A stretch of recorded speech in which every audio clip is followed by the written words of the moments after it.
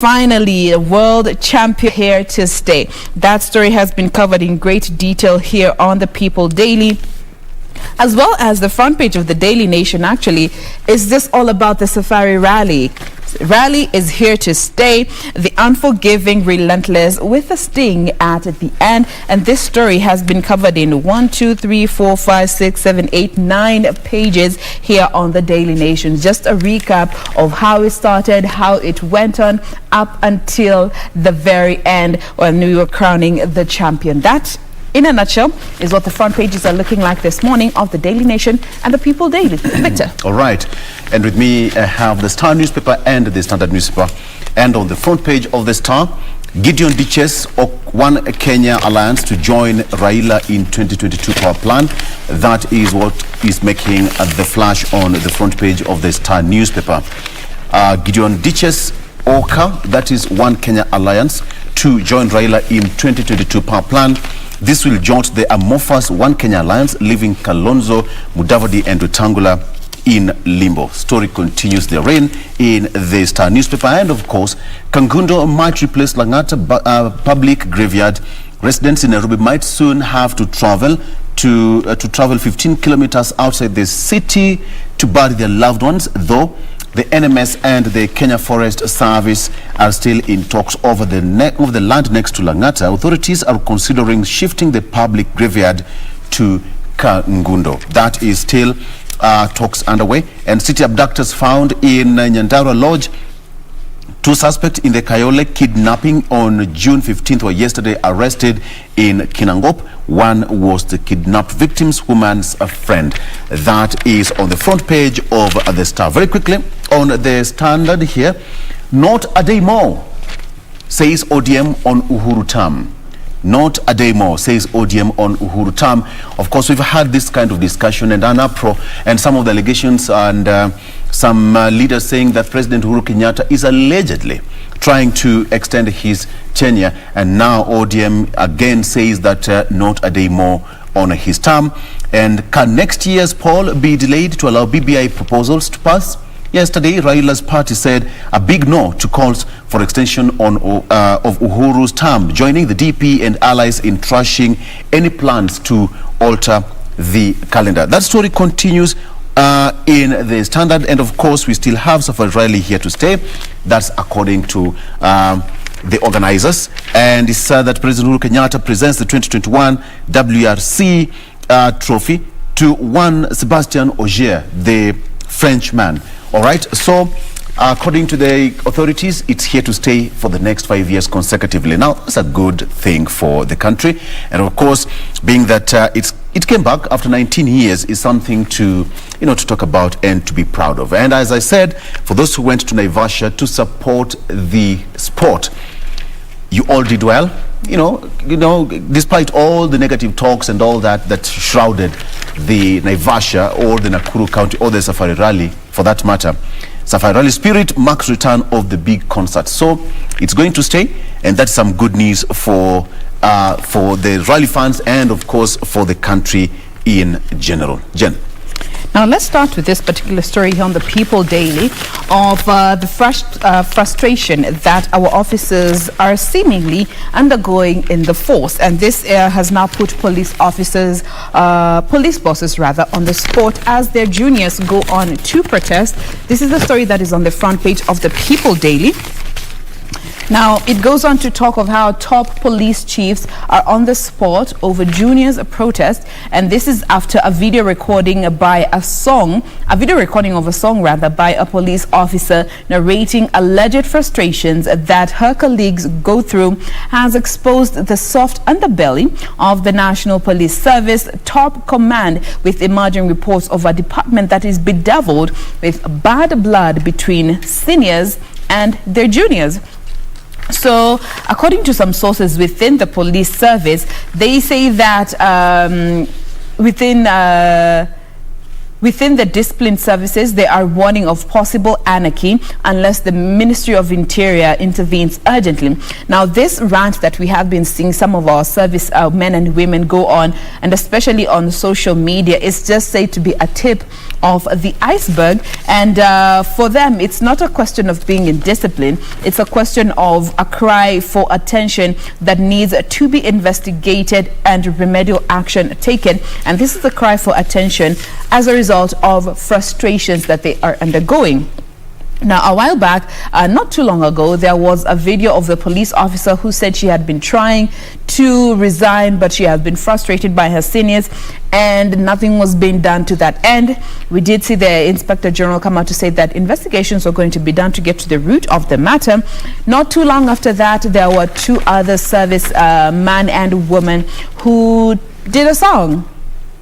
And the song was all about the frustrations that they go through in the service. And despite IG warning that officers who resort to social media to air their grievances will be, or rather are risking serious disciplinary action or even criminal consequences, most of the officers rather have to some extent been defiant towards this warning. And it was only a week after this warning that this song was put out, where they were narrating the alleged frustrations in the service.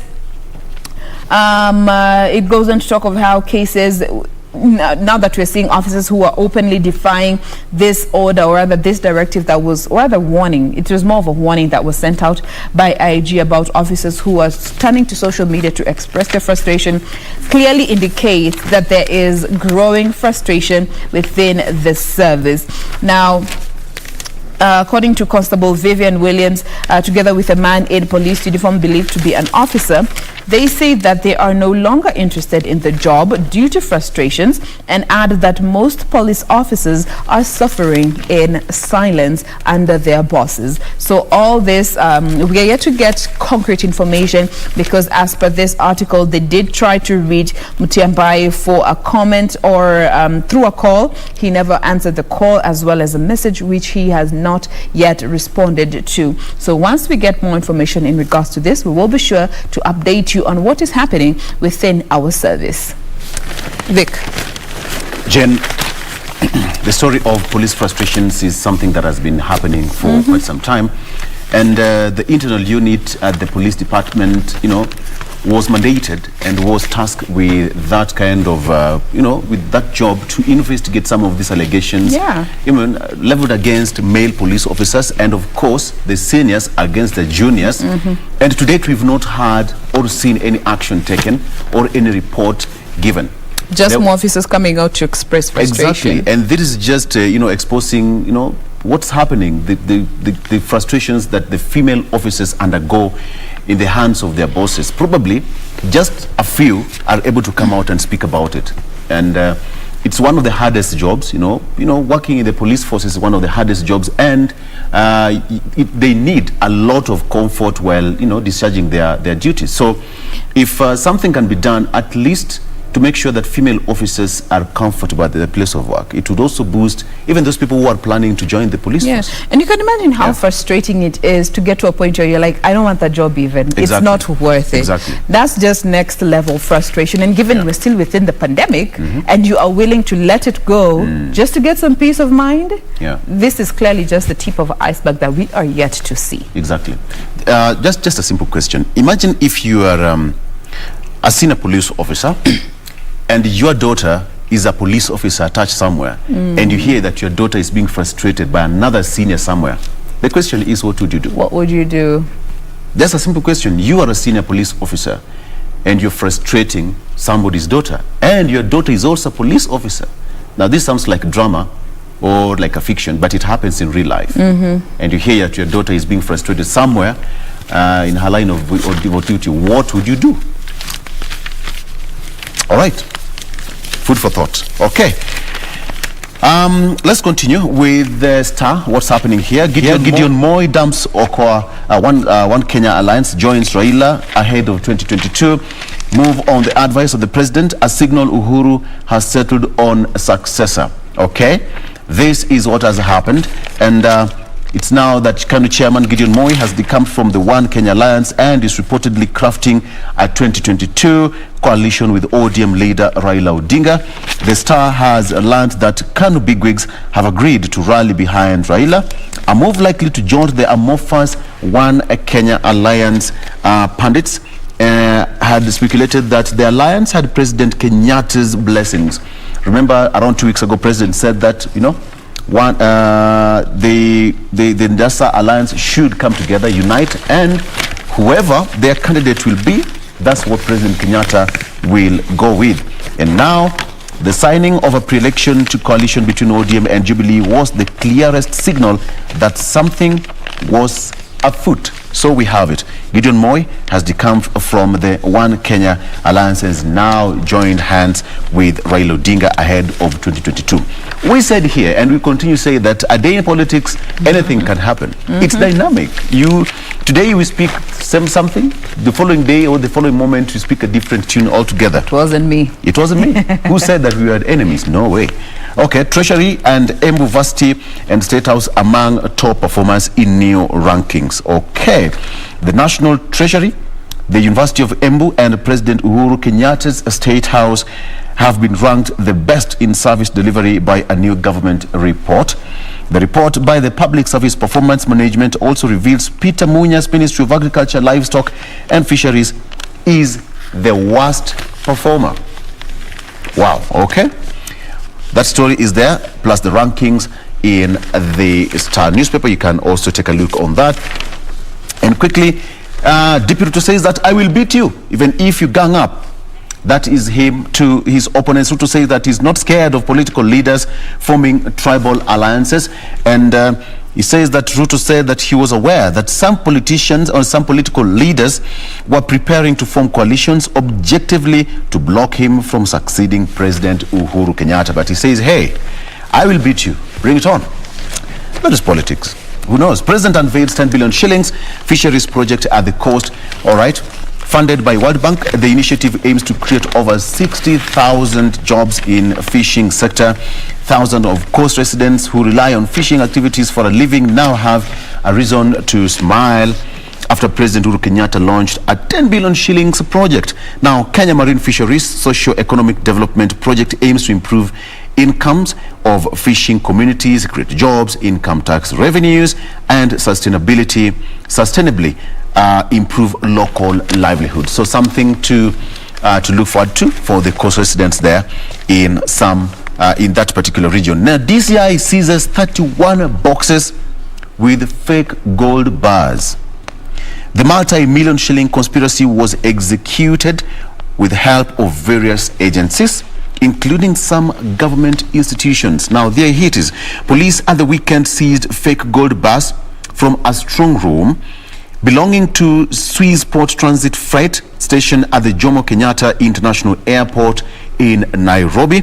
The fake gold bars, concealed in 31 boxes and received from Uganda, had been stored at the airport by shadowy businessmen. That's according to the police. Now, Directorate of Criminal Investigations said that they have established the multi-million shilling conspiracy is executed with the assistance of various agencies, including some government institutions.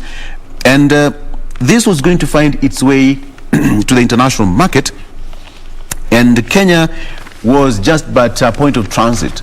You can imagine how these 31 boxes with fake gold bars, not one piece of a gold bar, but 31 boxes. Wow. Okay.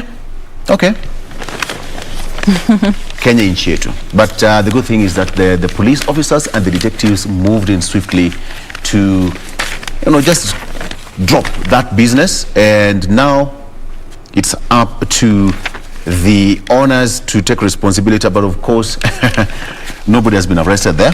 And of course, Jane, you also have several pages of pictorials of the Safari Rally. I also have pictorials here of thrill and fun as Safari Rally ends. It came to an end yesterday in Nakuru County, that is in Naivasha, Hell's Gate, where President Kenyatta, amongst the top dignitaries, were there in attendance. It was fun-filled, man. It was fun-filled. it was a time where Kenya was on the global map, the international media focused on the rally and what it meant for the Kenya. Yes. We're yet to get a report in terms of how business was, and once that is out, I'm sure you will see that this past weekend has clearly made a difference, and especially economically for those who were available and around that area to do business, with all the visitors that came in. Hotels reporting 100% booked out, and some even had to resort to setting up tents for those who still wanted to stay at their hotels, but the rooms were fully booked. Some resorted to having some tents, a camp set up, and many people enjoyed this. But on the other hand, also some cases of accidents have been reported over the weekend. We'll also be giving you more information as and when we get a conclusive report of how the weekend was. But before we get to the Safari rally here on the Daily Nation, just to pick up on that political note that you were on, this is a story that you've touched on, where Ruto was in Machakos to just that's where he took the Hustler Nation campaigns, and he was speaking where he criticized those seeking tribal alliances, saying that the era of politicians uniting to form tribal political outfits was long gone. All right. He went on to say that such formations will not solve Kenya's problems, and added that Kenyans want leaders to work together and address their challenges, especially now with this COVID-19 pandemic. And he also went on to say, I am also scheming against my political rivals. So he is also out to woo the people. He spoke at the Machakos bus station as he toured that particular region. And coming to this story here on page 7 of the Daily Nation, 34 MPs have never spoken in the House. This is a report that was put out yesterday by Mzalendo Trust, just analyzing the year that was 2020 in both houses. And it has emerged that some 34 MPs never contributed to any debate in both the National Assembly and the Senate. Okay? Despite them earning millions of shillings in sitting allowance and salary, in the National Assembly, 31 MPs did not make any contributions, while in the Senate, there were 3 who never made any contributions.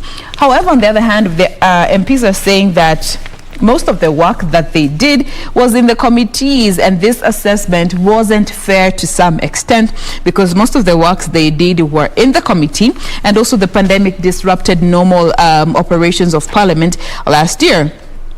Among these MPs is Kanu Chairman and Baringo Senator Gideon Moi, who has appeared on this particular report 2 years in a row for not contributing to any debate in the House.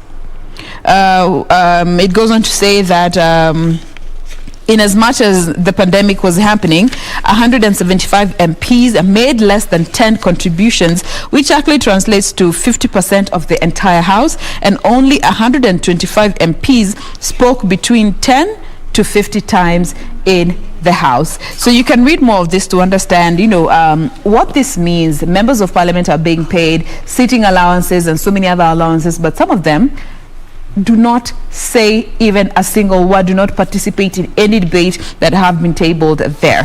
That is on page 7 of the Daily Nation. Vic. All right. Just before we go on a break, let me give you a story here. The Battle of the Landed Friends. All right, we have the Battle of the Landed Friends, the LSK crisis, as Harvey ejects CEO members, but they won't budge. Okay, that is according to what's happening there. But Wambua has obtained conservatory court orders to block any arbitrary ejection from office. LSK Chief Executive Officer Mercy Wambua has dismissed the move by a section of lawyers to remove her and other council members from office. Now, Wambua said that her purported removal was illegal and a nullity that won't affect her services at the society's Gatanga Road-based offices.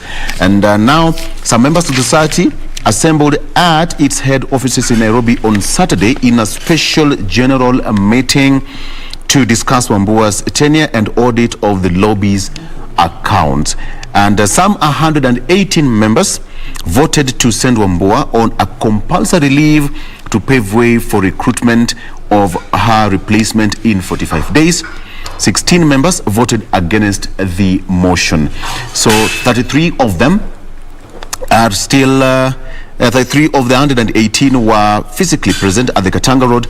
85 members were raised their hands and all that. So there is that back and forth at the LSK between, LSK chair Nelson Harvey and CEO Mercy Wambua, and now the fate of Wambua now lies in the hands of the members who voted. Now, it's a good thing to see that Turkana, that food can be produced in Turkana, one of the places that people revere as the hottest and less productive. But then now, mega irrigation projects improve food security, boost Kenya's nutrition.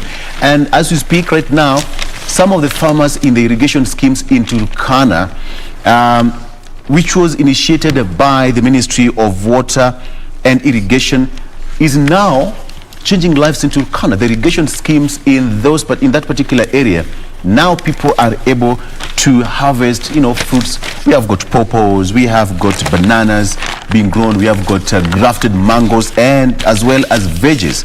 So it's possible. Only that what is happening is just a bit of some motivation to the Kenyans.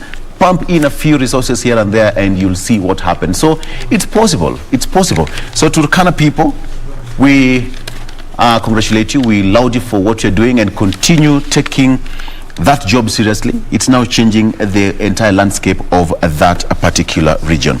Yatani Peaks team to spearhead activities at Nairobi Financial Hub as well as sports.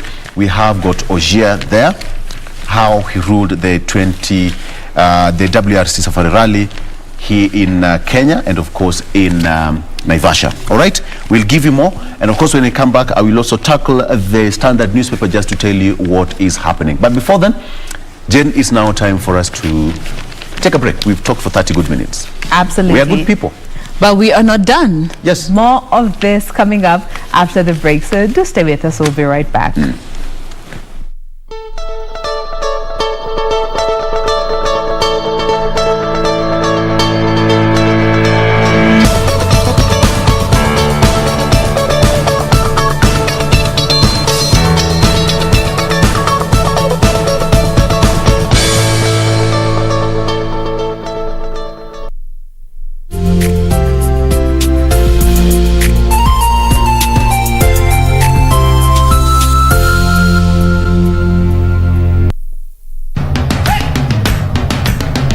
Bwana Motiso, pikipiki yako ndio hii.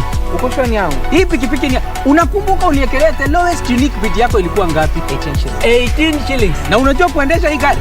Kidogo. Haya, kitoko yako shika helmet, kifungu yako, chomoka na mali yako. Kujiunga na QuickBid ni rahisi. Enda kwenye M-Pesa, bonyeza paybill, kisha weka business number 4032353. Kwenye account, weka kodi ya bidhaa unayotaka na bid yako ya chini zaidi. Kwa mfano, TV 16. Kisha weka shilingi 20 tu kama idadi yako. Weka bid yako pia kwenye www.quickbid.co.ke. Kumbuka, bid ya chini zaidi ya kipekee ndio hununua. QuickBid, bidhaa bora kwa bei ya chini. Malaria ni ugonjwa hatari sana unaoua watu wengi hapa Kenya. Japo kuko na korona, hatari ya malaria bado iko. Mtoto huyu alikuwa na joto jingi, kutetemeka, kuumwa na viungo na uchovu. Alikimbizwa hospitali ya umma ambako sheria za COVID-19 huzingatiwa na ni salama kwa shughuli ya upimaji. Vipimo vilionyesha kuwa ana malaria, na papo hapo daktari akampa dawa za malaria na kumshauri azimalize, na ili kujikinga wawe wakilala ndani ya neti iliyotibiwa. Malaria husambazwa na mbu. Walio hatarini ni watoto wa chini ya miaka 5 na akina mama wajawazito. Kupimwa na kutibiwa ni bure katika hospitali zote za umma.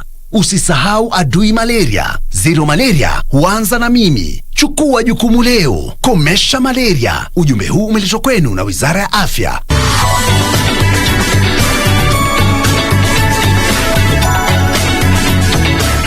He controls Shatian because he's his uncle. How can he control you as well? That's ridiculous. If I can win without actually having to go to court, why shouldn't I try? All my colleagues saw the video and heard your story, and we hope that we can help you get your son back. Please listen to me. He didn't abandon my mom. I'd rather eat 100 hot dogs with him than eat one steak with you.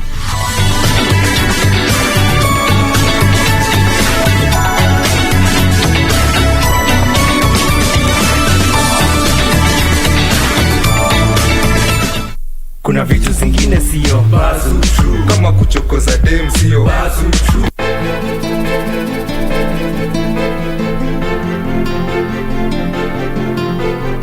Antipilo wako ni uchokozi. Si ungeweza kutuliza kwanza? Hakuwa. TV ni ya baba yenu. Boss wangu ni yule anayemlipa mshahara baba upo. Nakupa dakika moja. Usipofika naenda. Mambo mengine ataka mpangilio, sio kupayuka ovyo. Lakini wewe si hebu waongoza huko wewe. Lakini Kate. Alafu kuwa makini sana ule mke wako. La usivyo itakugharimu. Kunguru mkubwa wewe. Nani kunguru? Wewe. Waendelea nini hapa?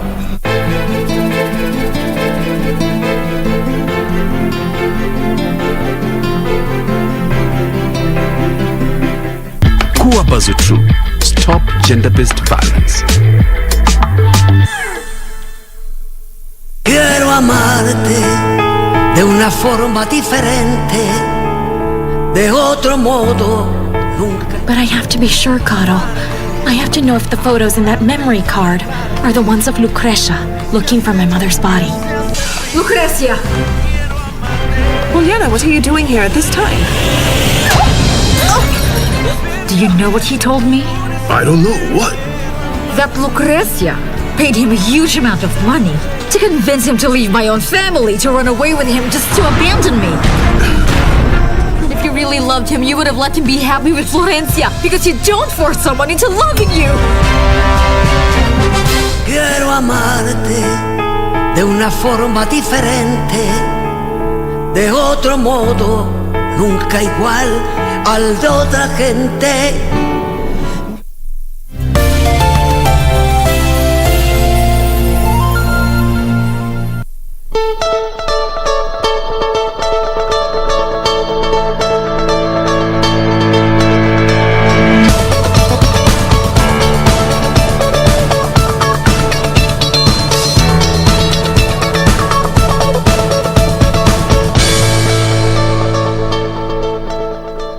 Welcome back to the program. This is still Good Morning Kenya, and before Jane and Victor continue with more of what is actually in the papers that they have, just have a quick look on what is happening on the roads in terms of traffic, and very quickly on Thika Outer Ring overpass. That is just our focus this Monday, simply because along this route, actually, if you have noticed, they have demarcated some section of this specific route, and this is simply because of the bus rapid transit system, which is one of the latest projects, and I'll be telling you more about that in just a short while. But right now, a quick look in terms of traffic on this specific route. This is how it is looking like as you leave all the way from areas along Thika Super Highway, all the way from the estates as you head over to the city center, specific to that lane that is coming to the CBD. Look at how it is looking like this morning. Heavy kind of gridlock there, hence that maroon and the red color. And just as I mentioned, this is specific as you come over to the city center through that section before you get to branch off to the outer ring road. There is just actually where the traffic begins, and it continues all the way up to the city center. So again, for our viewers coming from the areas around Thika Super Highway or from the outskirts of Nairobi, that is counties of Meru, Embu, Tharaka, there, if at all you're coming to the CBD or via Thika Super Highway, then you can clearly use the outer ring road as your alternative route. This is how it is looking like, and again, this is just specific for those that are not yet past the old soaps there, the old soaps roundabout, so you can clearly use this as one of your alternative route. This is the outer ring road. Coming all the way via that specific route, you can get to branch off to Juja Road, or still stick with the same route as you head over to the other side of Jogo Road. This is again if you are coming to the CBD. Actually, throughout the entire route of outer ring, smooth sailing, no traffic at all. The beauty is that this is actually on both lanes. On this specific route, when I'm talking about both lanes, simply means as you leave the areas around Juja Road, Jogo Road, coming all the way through outer ring as you head over to the other side of Thika Super Highway, and also leaving Thika Road as you head over to the same route as you get off to branch off to those specific routes. So this is why I was saying, if at all you're coming from Thika Road, then you can use this as your alternative route. And again, this is if you're not yet past the old soaps roundabout. However, if you're past there, then it just means you'll still have to come with the same route as you head over to the city center. This is how it's looking like, at least looks like things are opening up just a bit on that section as you head over to the CBD. However, throughout the inner lanes, looks like there's a bit of gridlock there. So again, if you're coming to the city center, you'll just have to make do the traffic along Thika Superhighway on that sections around Survey area as well as KCA there. That's just where there's really heavy kind of traffic, not moving at all, at a standstill along this specific route. But then again, this is one of those busy roads. Thika Superhighway, one of those major roads in terms of businesses, activities, schools, quite a number of them, and not forgetting the ongoing project along this specific route, that is the bus rapid transit system along the same route. So again, this is just why we would see this kind of traffic, simply because of those reasons. But like I mentioned, if you're past the Allsops roundabout and you're coming to the CBD, you'll have to make do with this traffic, which actually goes all the way past Utali College, past KCA, past Survey, still around Muthaiga roundabout. Heavy kind of gridlock along this specific route, and it goes all the way past Muthaiga as you head over to Pangani. But still, again, if you are past the Allsops roundabout and you're coming to the city center, you can still use the Pangani, around the Pangani intersection as one of your alternative routes. And this is how it is looking like this morning. This is actually past Muthaiga there, so you can use this specific route as one of your alternative route. Get to branch off to Pangani Girls and joining to Juja Road as you head over to the other side of Ngara, coming to the city center. Just where you'll have to make do the bit of gridlock is around the intersect there, that is the Pangani intersect. But past that, as you head over to the CBD, it's a smooth sailing. Like I mentioned, you get to branch off to Pangani Girls, coming through Ngara as you head over to the city center. But also, if you are past this route, this is around the Pangani intersection, then again, you'll have to make do with this traffic. And again, this is also specific to those coming to the CBD, because past there, as you head over to Muranga Road, still heavy kind of traffic on that specific section. And this continues all the way, in fact, past Ngara as you head over to Muranga Road, coming all the way to the city center. So that is how it is looking like this morning. And also around the Globe roundabout, quite unbearable, like you know, as usual. The Globe roundabout, one of those major roundabouts as well, branches off to major roads as well as sleep roads. So what we will do perhaps is on our next link up segments, we'll try to look at some better alternative routes, because given the kind of project ongoing at Thika Superhighway, it simply means that this is actually how this road is expected to be looking like in terms of traffic for quite some time. But at least as of now, this is the road situation on this specific route. Right, thank you for that update, Doreen. Always here to make sure we know how the roads are looking before we get to leave the house. And if you have to leave the house, www.kbc.co.ke/KBC-live is how you can always take us with you. Now, forgive me for destroying the paper, but that is how we get to give you these details. And just to quickly look at this particular story that has caused such a social media uproar over the weekend. And this is in regards to a tweet by NTV Uganda, which initially, later on, they came out to deny that they had posted a tweet saying that His Excellency President Yoweri Museveni had been airlifted to Germany in critical condition after suffering breathing complications associated with COVID-19. They later on came out to put out a tweet saying fake news alert. I'm reading as has been quoted, saying that please disregard this fake news post being shared and attributed to NTV Uganda and treat it with the contempt it deserves.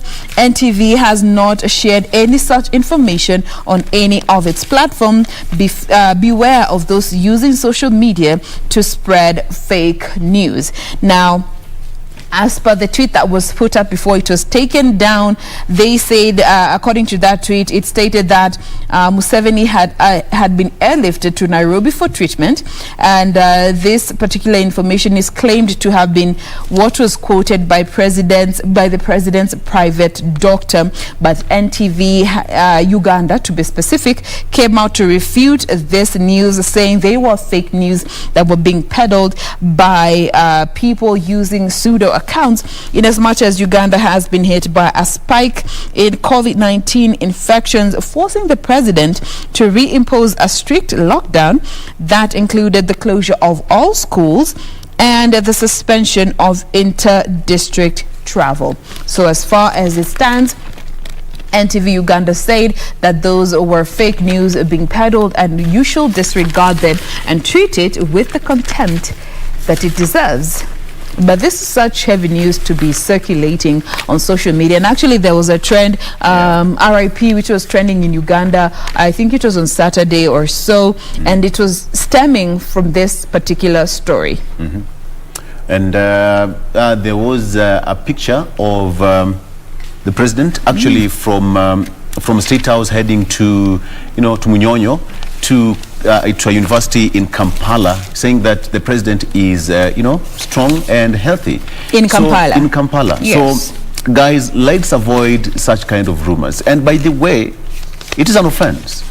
It's just that you've not been caught. According to cybercrime, you can be sued, and it's a very expensive affair to settle. So if you think that, you can start peddling rumors, more so to a head of state, not even Victor, of which I shouldn't even allow you to spread rumors about me, it's illegal.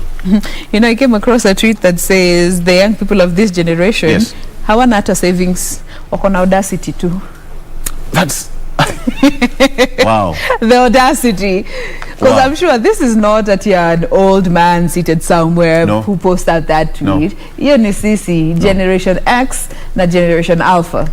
Exactly. So, let's use our energies pretty well, guys. Yes. Let's use our... redirect this energy elsewhere. You'll be sued one day, you'll be arrested, and I know people who are doing this know the repercussions. So they're just being smart about it. All right. Let's have some good news here.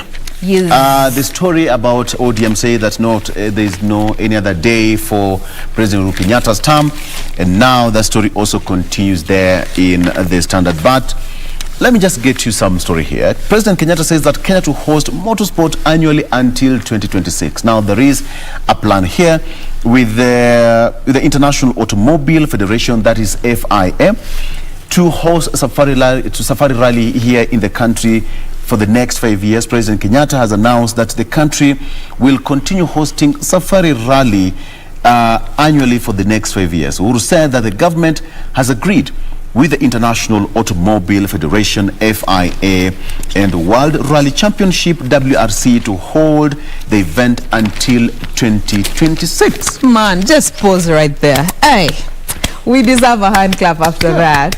That has to happen. Man, up until 2026. And it will be rotational. So this year... That's the beauty of it. It was in Daikuru County. Yes. Probably it will go to Taita Taveta, those sides of remote places. Even Alfred Mutua, Machakos governor, he was already saying he's going to be lobbying for it to be in Machakos. Others were saying it should be taken to Turkana. I mean, we have the terrain for it, and given every year up until 2026, man. For 5 good years. After a hiatus of 19 years. Oh, yes. It has now made a comeback. Once again. Ooh. Hey, we deserve this. This is as a result of a job well done. Exactly. And even Ogier spoke to this, saying that, he did not expect to win. One thing that kept him going was his attitude. He has this go-getter attitude, in as much as the previous day, it didn't end on a high as he hoped it would. But looking at the next day, he just woke up, encouraged himself. It's a new experience in Kenya, saying, it definitely did not disappoint. And he said that it was his first time to be in Kenya and Africa. Imagine that. 21.8 second lead. That's a huge margin. Considering it's Safari Rally, a second makes such a difference. It is. So for the government, we are ready for next year. Absolutely. The other year, for the next 5 years, Kenya will be hosting the Safari Rally. And let's just saving right now. You never know. It could go to Turkana. Even President Kenyatta said his administration is starting to plan for next year. So as you of now. also start planning for next year. Yes. Okay. To all the winners, congratulations. And to those who went there and supported. It was fun-filled. It definitely was. So that it is pictorials of what's happened down there. It was family event. We had, people taking out their kids for the first experience of the Safari Rally and all that. Okay. Let's talk about some politics now. Raila Ruto Alliance speak in one voice on calls to postpone polls. Now, churches have also been out strongly to oppose calls to postpone the 2022 general election. Allies of ODM leader Raila Odinga and Deputy President William Ruto have weighed in on the debate on the election date, insisting that there should be no postponement of the exercise scheduled for August 2022. Now, some leaders have called for the postponement of the 2022 general election to allow completion of the building bridges initiative. Kahora. All right. Slowly. Yes. Among them is Kotu SG, that is Francis Atwoli, who called for the push for the elections date from August 9th, 2022 until the referendum to change the constitution is conducted. So we have that happening, and of course the BBI appeal case starts tomorrow, and we expect to see and watch some of the legal minds taking to the dock and just arguing their case. How coast will benefit from marine project? Remember, President Uhuru Kenyatta gave the coast region 10 billion shillings for the marine, the Kenya Marine Fisheries Socio-Economic Development Project, which was started by President Uhuru Kenyatta. At least 19 sub-counties in Lamu, Mombasa, Kilifi, Kwale and Tana River counties will benefit from the project. Now, President said that the project will enable annual harvesting of 300,000 metric tons of fish, process and extract value of more than 100 billion shillings annually. It is also targeting to generate at least 12 billion shillings in tax revenue and create 60,000 jobs in the next few years. So that is something good for the coast region. And of course, people have been talking about coast region left behind, but the president was there with some goodies for the leaders down there with the 10 billion shillings gift. Okay, Ruto tells clerics to take lead in role in 2022 politics, and of course churches have also been called in several quarters to make sure that they play a key role in ensuring that the country remains stable spiritually, and of course put the leaders on check ahead of the 2022 so that we don't go back the spiral line of the ethnic animosity that we experienced in the past. That should not happen in the future. Jen. Now, the heading here reads, "Go solo or play second fiddle." These words have been directed to Mudavadi and Kalonzo Musyoka. Now, Mudavadi and Kalonzo are in what has been termed as a dilemma, because now they are getting a lot of pressure from their supporters who are insisting that they run for nothing less, than the presidential seat when we get to the next year's general elections. And we have less than 13 months to go to those elections. But now they are faced with the tough option or the decision to make. Either they choose to play second fiddle to Raila Odinga or Deputy President William Ruto, or they bow to the mounting pressure to go as a solo presidential candidate for the 2022 general elections. And it was, I think, a week ago where we did see Kalonzo Musyoka in a tweet that elicited rather such a reaction from the people, where he said he will not by any means support Raila Odinga as a presidential candidate. And this followed after the comment that was made by His Excellency that if NASA leaders come together and pick a leader, President Kenyatta will endorse the leader that they will pick. But later on, Kalonzo said he will not support Raila Odinga by any means possible. And now here we are, Kalonzo Musyoka and Mudavadi facing pressure from their supporters to either their supporters saying that they need to vie for nothing less than the presidential seat, or they play second fiddle, second best, to Raila Odinga or Deputy President William Ruto. Now they have to make a decision with less than 13 months to go. Oh yes. And in politics, 13 months is a long time. A lot will happen, that's for sure. 13 months, that's like 100 million years. Coalitions will be made. A lot. Others will be broken. They will remarry, divorce. Friends will come. Friends will be enemies. Enemies will find more friends and enemies somewhere. Yes. All in the name of interest, guys. All in the name of interest. And there was actually a picture that was also doing rounds. I saw it yesterday of President Kenyatta with Raila Odinga and Kalonzo Musyoka and Najib Balala. Yes. And guys were like, I thought, but also, lakini. At some point. Why? At some point. They were together, the whole of that team. Yes. These guys are friends, man. They're friends. And just last week, Kalonzo said, Mimi Mungu. And they were in one picture. As we say, politics, man, it is chess. You never know the next move. Jane, there's a story here. Yes. There's a lady who says that she's calling on President Uhuru Kenyatta to help her. And this is the story of Jomo, that is president, the founding father, the founding president. Jomo Gad's widow seeks Uhuru to help fight land grabber.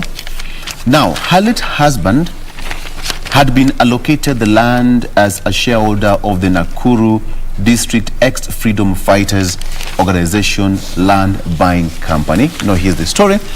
The family of founding President Jomo Kenyatta's guard cum driver has called for government to help to deter land grabbers from evicting her. Okay? Now, Arthur Wanyoike's widow, Eunice Wamboi, who is now 82 years old, has called on President Uhuru Kenyatta to intervene in the matter, saying that her life was in danger after an unknown person destroyed her crops, which were almost maturing. Now, he said that he lives in the Engashura farm in Bahati, and said that this week has been the most difficult for her, fearing that there was some imminent attacks from people who want to grab her land through intimidation. Now, Wangoi said that since then, she said that she's not been able to leave her home because that she's afraid that a private developer might just come in. Now, this is a story. She has been living in that piece of land for 50 years in Engashura farm in Bahati, where her late husband Arthur Wanyoike was allocated the land because he was a member of the Nakuru District Ex-Freedom Fighters Organization.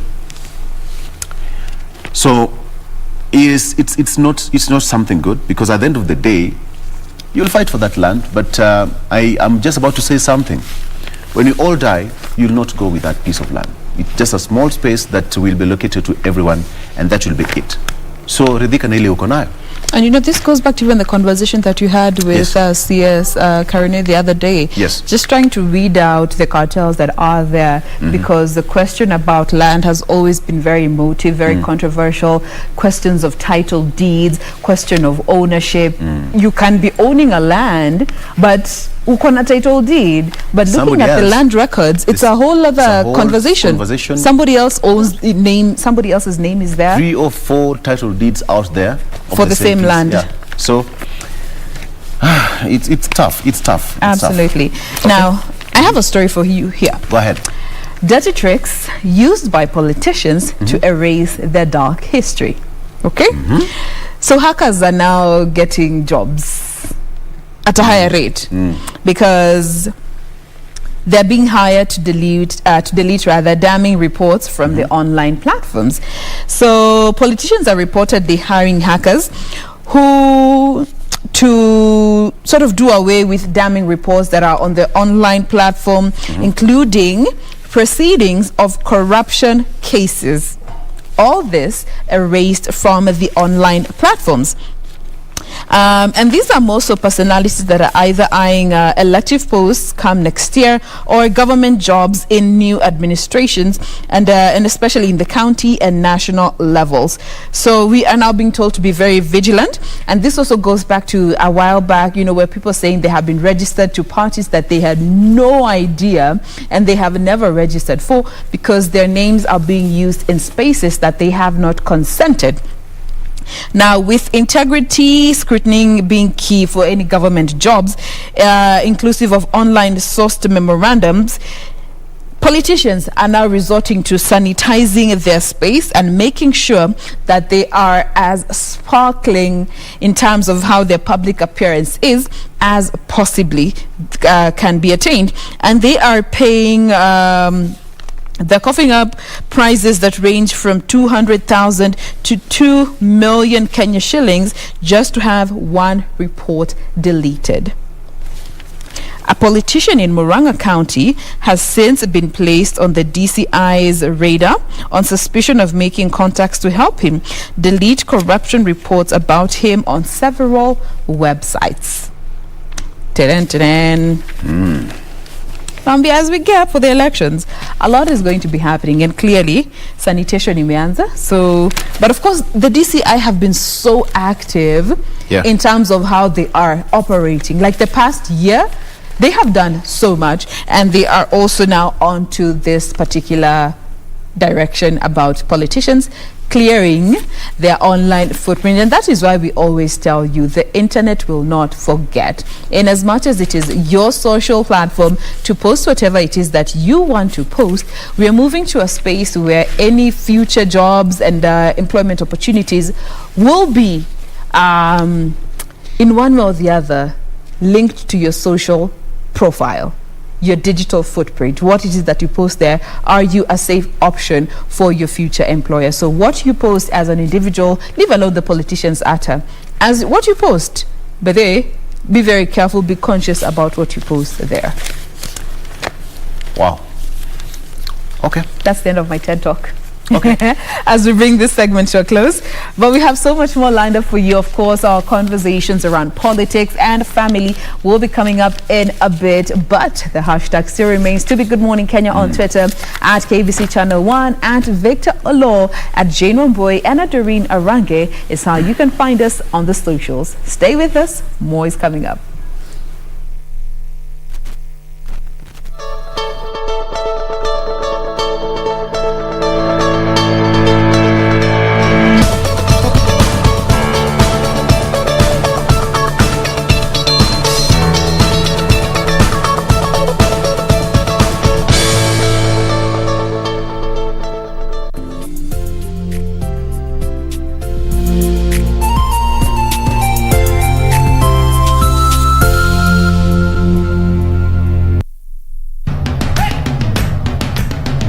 Bwana Motiso, pikipiki yako ndio hii. Uko shoni yangu. Hii pikipiki ni, unakumbuka uniekelea the lowest unique bid yako ilikuwa ngapi? 18 shillings. Na unajua kuendesha hii gari? Kidogo. Haya, kitoko yako shika helmet, kifungu yako, chomoka na mali yako. Kujiunga na QuickBid ni rahisi. Enda kwenye M-Pesa, bonyeza paybill kisha weka business number 4032353. Kwenye account weka kodi ya bidhaa unayotaka na bid yako ya chini zaidi. Kwa mfano TV 16. Kisha weka shilingi 20 tu kama idadi yako. Weka bid yako pia kwenye www.quickbid.co.ke. Kumbuka, bid ya chini zaidi ya kipekee ndio hununua. QuickBid, bidhaa bora kwa bei ya chini. Kuna vitu zingine sio bazu true, kama kuchokoza dem sio bazu true.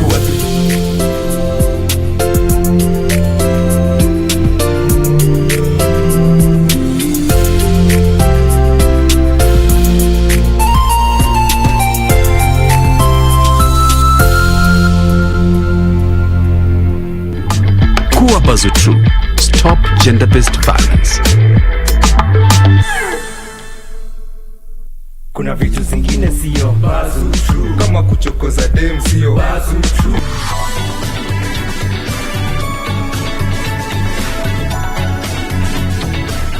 He controls Shatian because he's his uncle. How can he control you as well? That's ridiculous. If I can win without actually having to go to court, why shouldn't I try? All my colleagues saw the video and heard your story, and we hope that we can help you get your son back. Please listen to me. He didn't abandon my mom. I'd rather eat 100 hot dogs with him than eat one steak with you.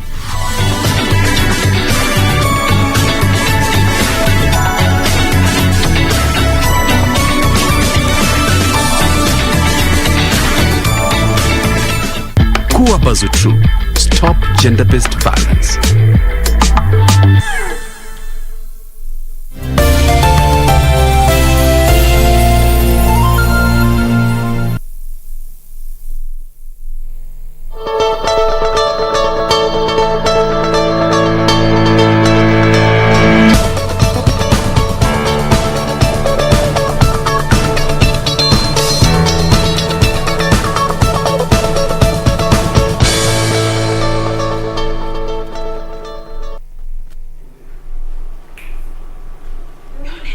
All right, and just at 2 minutes past the top of the hour, time for our next traffic link. You're still focusing on what is happening along Thika Superhighway. And like I mentioned, this is simply because of that ongoing project, that is the bus rapid transit system, which is actually still an ongoing project along that specific route. And right now, let's see if at all things have changed based on what was happening, you know, the other time in which we checked in terms of traffic on this specific route. You can remember it was heavy kind of traffic there, leaving areas around Outer Ring as you head over to the city center, just around what used to be the Old Soaps roundabout, right now being known as the Thika Outer Ring overpass. And right now, it looks like things have not changed at all. Still the same situation as how it was earlier on, heavy kind of traffic on this specific route, but a lot of activities still along the same route. And actually where there's really that kind of heavy gridlock is on the inner lanes as well as the outer lane, specific outer lane as you head over to the city center, which is also what you'd expect to see. I mean, in this early morning hour, just aside from the fact that there's a lot of ongoing road activities along this specific route, and also aside from the fact that the same road caters for the business centers there, the people living in that specific route in terms of the numerous estates, as well as also it's one of those areas where it's a commercial center, so again quite a lot of companies there. So aside from all those facts, it is also the morning hours. So basically what we are seeing is most of what we would expect to see in this early morning hour. And like I mentioned, still the same situation as it was earlier on, heavy kind of traffic. And actually this begins all the way from the Roasters roundabout there as you head over to the city center. In fact, not from the Thika Outer Ring overpass, all the way from Roasters as you come to CBD, past that section there, all the way through again as you head over to the city center, past the Roasters roundabout, still coming with the same route. In fact, where things begin to really get thick is on that section which you're looking at earlier, that is the Thika Outer Ring overpass. But you can remember I had told you earlier that this could still be one of your alternative routes. That was then, because right now things have changed. And like I keep mentioning all the time, is that traffic changes every single second. Right now could be heavy kind of gridlock. In the next minute things have opened up altogether, and right now it looks like things are really getting just slightly thick as you leave the Thika Superhighway, as you get to branch off to Outer Ring Road there, and again specific to that section that is heading over to the city center, or altogether as you leave the Thika Road heading over to Outer Ring as you join to the other side of Juja Road coming to the CBD. That is just where things are really getting thick, and this is why we are seeing that red color, which is a clear indicator of the heavy kind of traffic moving at a very slow pace. And this is why I was saying earlier, this could be one of your good alternative routes then, but right now it has changed altogether, and the same kind of gridlock continues all the way even past Outer Ring as you head over to the CBD. But again, if I can mention, along this route, or better still just along Thika Superhighway, we've seen a lot of ongoing road activities, or if I can mention, a lot of ongoing road works. And this is from the footbridges that were being installed from areas around Survey, areas around going all the way to Witithia, Mangu, those specific areas where they were installing the footbridges in addition to the 18 already existing ones. And just from what is still happening right now in terms of the BRT, this is simply because this is just why we are seeing all this kind of roadworks, because it's one of those busy roads.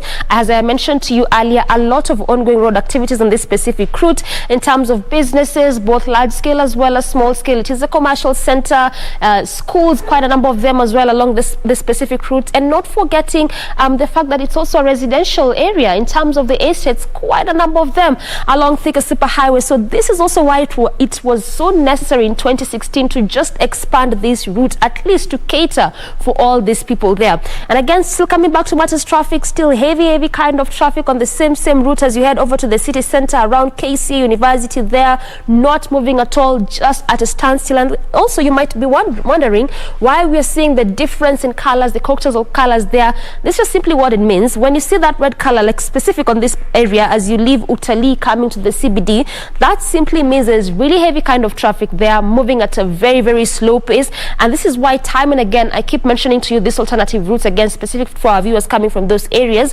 And when you see that maroon color, just a clear indicator of the heavy kind of gridlock, not moving at a standstill. But also this is why we normally have the traffic police at least stationed on most of these major roundabouts along this route, around the Roasters roundabout there, the Thika Allsops roundabout, as well as the Muthaiga roundabout, still coming next to the Pangani intersect. This is why we normally have them, at least to try and see how best they can control traffic on this specific route, which is again is our focus.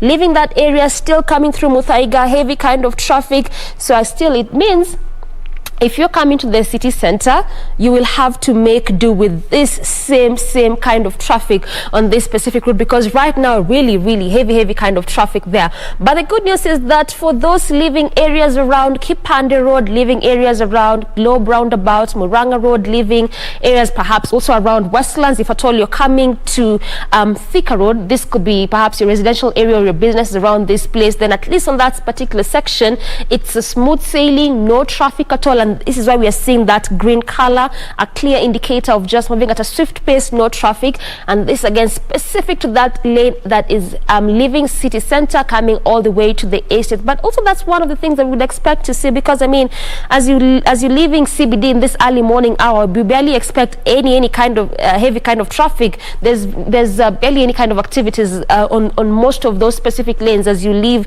city center, and this is the same situation on that specific route. Away from that, still past Muthaiga, as you head over to the city center, still the same kind of situation there, heavy kind of traffic along that route. Even that's one of those routes in which I had told you earlier, which is around the Pangani intersection. Looks like right now things have changed altogether again, just as how it has around the Thika outer ring overpass. This is how it actually is looking like as you leave the Pangani intersection, just next to Pangani Girls, getting to branch off to Ngara Road there as you head over to the city center. This is how it is looking like, but still you can use this as again an alternative route there.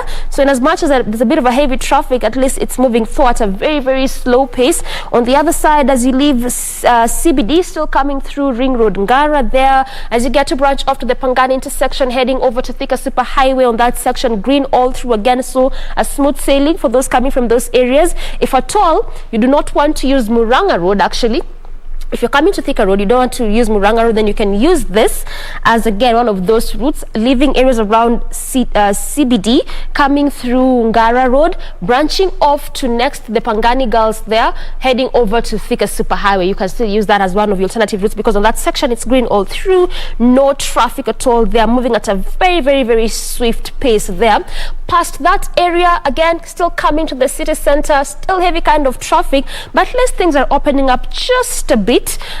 This is past the Pangani intersection as you head over to the city center. Look at how it is looking like. You're seeing that orange color again. What also that means is that traffic has just begun to slightly build up, but it is a manageable kind of traffic. So if at all you're coming from those areas, if you're past the Pangani intersection and you can't use that as your alternative route, doesn't really look so bad along Muranga Road as you head over to city center via the Globe roundabout. This is how it's actually looking like, a bit of orange there. But also, as I mentioned, I'll be telling you more about this bus rapid transit system, how it's expected to shape Thika Super Highway, and also which other roads in which this specific kind of project will be undertaken.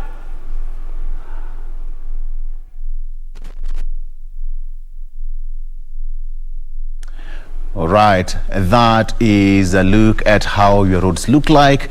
And Doreen, thank you so much. So if you're still at home and you're planning to leave, just make sure that you do not have the alternative roads before you leave the house. And of course, just getting to know how the roads look like. Most of the construction sites are still, construction is still happening in Nairobi here along Mombasa Road, and of course part of affecting Uhuru Highway and all that. So make sure that you be cautious even as you go about your business today. All right, Ion Politics is up next. Probably we take a break before we come back. Director?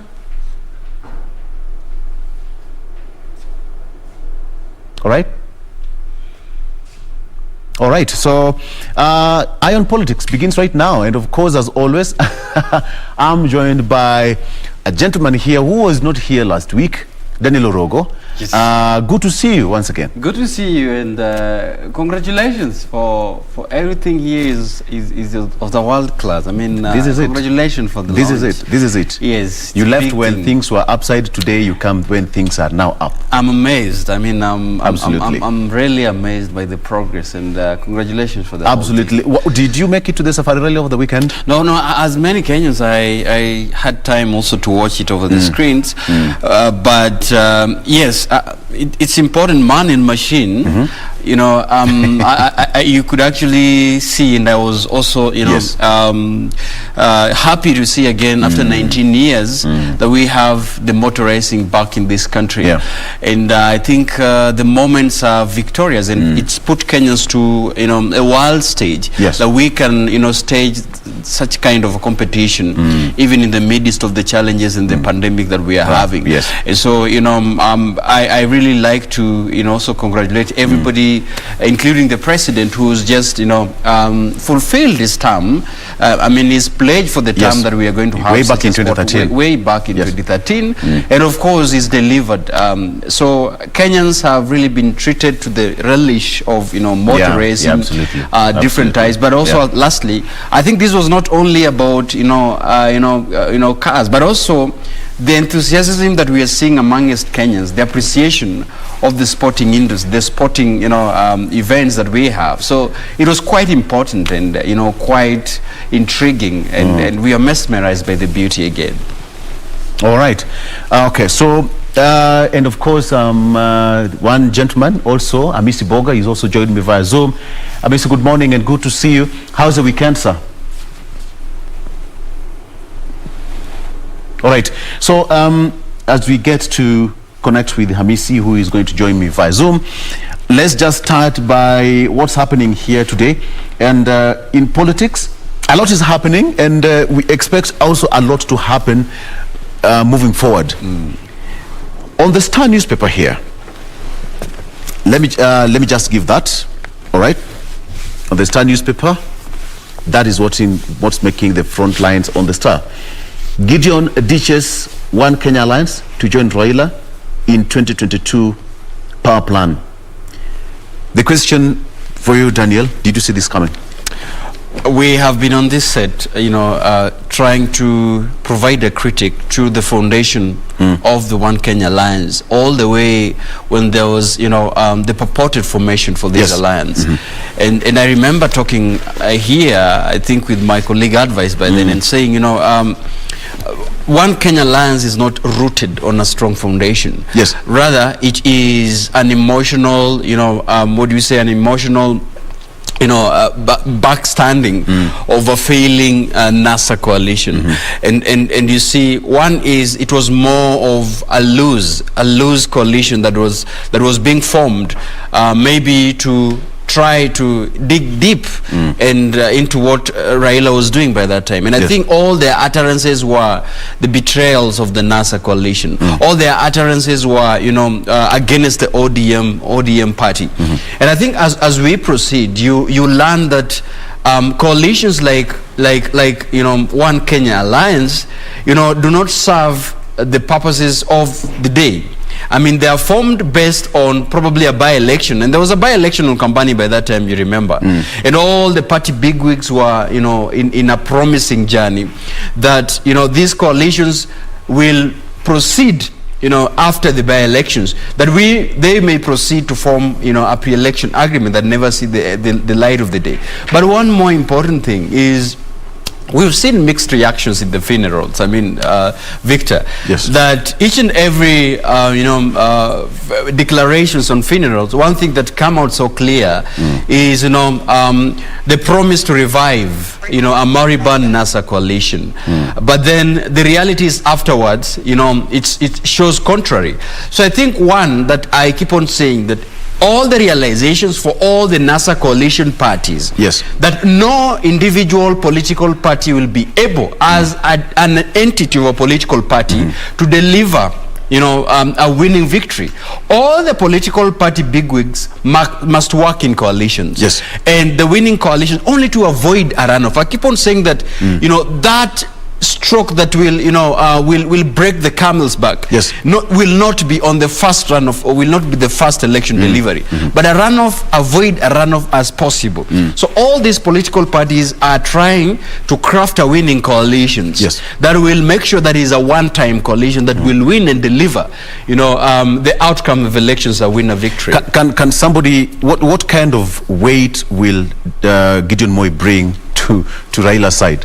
Well, I think the Gideon Moi is, coming in Raila's, I think is more symbolic, than really critical on the vote delivery. Yes. And symbolic in a sense that, by the fact that Raila can have Gideon on his alliance, one assures that this is, Gideon Moi is being purported as a blue-eyed boy of President Kenyatta. And I think it follows then that him being on the coalition together with Raila Odinga, shows that, President Kenyatta is supporting that coalition in proxy. And I think for him coming is more symbolism. One, also for the purposes of, probably financial boost of it. Yes. But the fact that is, the Moise family is being touted as one probably that can sponsor a coalition and can also, talk to other partners to come on board and probably provide resources that are required to deliver that election. I don't see it in a sense that could bring numbers, because you could actually see, and one thing that I told you before, when you're seeing that there was a vote that was being taken to support, after the IBC had taken the bill to the county assemblies, Baringo, which is a county rejected the BBI. Yes. And aftermath shows that he is not able to muscle the numbers in the Baringo county assemblies to support BBI. So that's why I'm telling you, it will be an Herculean task also to mobilize the same numbers to deliver votes in any alliances that he will go. So that's why I say from the national picture, yes, how will Gideon Moi affect the voter turnout in Baringo and nationally? But as a chairman, that's what I'm saying. Yes, him is symbolism as opposed to providing numbers within critical numbers of the voters that are lining up to vote. And I think for this one is, that's why I keep on saying it would convince. Voting is based on perception, and the perception that will be created is that Gideon Moi is pro, is a supporter of Odinga, for the fact that President Uhuru Kenyatta is supporting this coalition, because it would be an Herculean task for him to be touted as the flag bearer of this coalition, because one, he fails on the numbers. Secondly, he fails even to mobilize members, the members of legislature to support any winning alliance. So that's why I'm saying for him is more political perception and imagery than the real critical voter delivery. All right. Now we go to Hamisi Boga here. Hamisi, good morning and good to see you. First of all, I started with the Safari Rally after 19 years. I'm told Hamisi is not yet ready. Let me just come back to you. And all right. Okay, Hamisi. Talk about Safari Rally. I'm happy it's back. All right. All right, we'll get to, Hamisi will get back to you briefly. Just hold on. All right, yeah, thank you. So the situation here is, the president around 2 weeks ago said, NASA, unite, come up with a candidate of your choice, and that is the person I will support. And now we see Gideon Moi joining hands with Honorable Raila Odinga. What is the show there? Well, the assumption is that let's say, let me call it loosely, a handshake, a pro-BBI alliance that will come, because we don't know the name that they will give that alliance. And this basket or this caliphate of this alliance has the Honorable Raila Odinga here, Musalia Mudavadi, Kalonzo Musyoka, Moses Wetangula. Charity Ngilu is coming on board, and telling them, you guys have to unite. Yeah. Because if you don't unite, the wheelbarrow man will have the day. And you think this is an alliance that, its semblance, the Honorable Charity Ngilu is saying that it sembles more than the 2002 alliances that, united to oster by then, President Moi's project, that was Uhuru Kenyatta. So I think it's important. One is important that this alliance is an assumption that once all these political bigwigs are going to agree, that there would be a democratic process of, electing or, coming up with a front runner. That is one assumption, that Gideon Moi has got an equal chance, with Raila Odinga to go to the ballot, and the delegates probably vote for him as, as the front runner to carry on that alliance. Or rather, they would come up with a pre-election pact that would see everybody benefiting from the position that will come out of that alliance. So I think that is, and I like the politics the president is playing by asking that everybody has got an equal chance to go into this alliance and weigh his political might, participate in the democratic process, and whoever that political process, whether it's delegates, whether it's is a table process, whether is a conference discussion that will come up with the front bearer, anybody who will the political parties are going to agree to be the front bearer, that is the candidate President Uhuru would agree with and support. But that also has process, because like I keep on saying, any democratic process, any political process, has its own effects, because what happens if all these alliances, whoever will come out as a front runner is not agreeable by all principles? What happens with that seat? Do we see others retreating from that and also forming their own alliance and trying to appease to the president to support them? That is very critical to discuss. The question is now, so what next for One Kenya Alliance? Because Gideon Moi was part of the four and now he's out. Well, but I think all these principles in One Kenya Alliance, one, they did not still have an agreement that was legal and binding. All of their discussions were based on roadside declarations. And to that extent, there is nothing binding them to, proceed and say that they were betrayed because they did not pen any documents that is legally binding. That we said, that was also formed on a gentleman's agreement. I mean, it's a roadside declaration, nothing. But then you're asking, then what next? I think you've seen from all, like we can't saying that all Kalonzo Musyoka and Right Honorable Raila Odinga meeting in a funeral and saying their hopes to revive the moribund NASA. That remains a declaration as again. Honorable Musalia Mudavadi meeting somebody somewhere and then saying, no, we've decided not, and whatever is coming up is a media decoy. So I think it's important. All these things are very healthy for a democratic process because it's a jostling. At the end of the day, everybody's trying to weigh its political might. And I told you last time, Victor, that when you are going to a negotiation table to provide for your political pie, you don't go there as an underdog. And everybody is trying as much as possible to muscle the numbers. Everybody's trying to come up with a chip that is so expensive to negotiate with, So there is this narrative that KANU is still a strong party and you cannot wish KANU away. And the whole idea is to keep KANU alive even as the country moves to the next general election. So what key role do you see KANU playing in the national politics? Well, that's what I say. It's important also, and I agree with you that there is an institutional memory with the Kenya African National Union on all the historical precepts of Kenya, all the democratic processes, all the party political processes in Kenya. The evolution of political parties shows that still KANU plays a very critical role in deciding the governance system of this country. Either by being in the government for years or by being semblance of opposition for a number of years. We cannot wish away that this political party have got significant members of parliament in the National Assembly. And even the members of county assemblies. So I think it's important that such a political party, and I told you that in the crafting of alliances, everybody is trying to avoid a runoff. Exactly. Everybody. So all political parties are very, very important, including KANU, because when I say KANU has got an institutional memory of a political party that delivered independence and governance system through until 2002.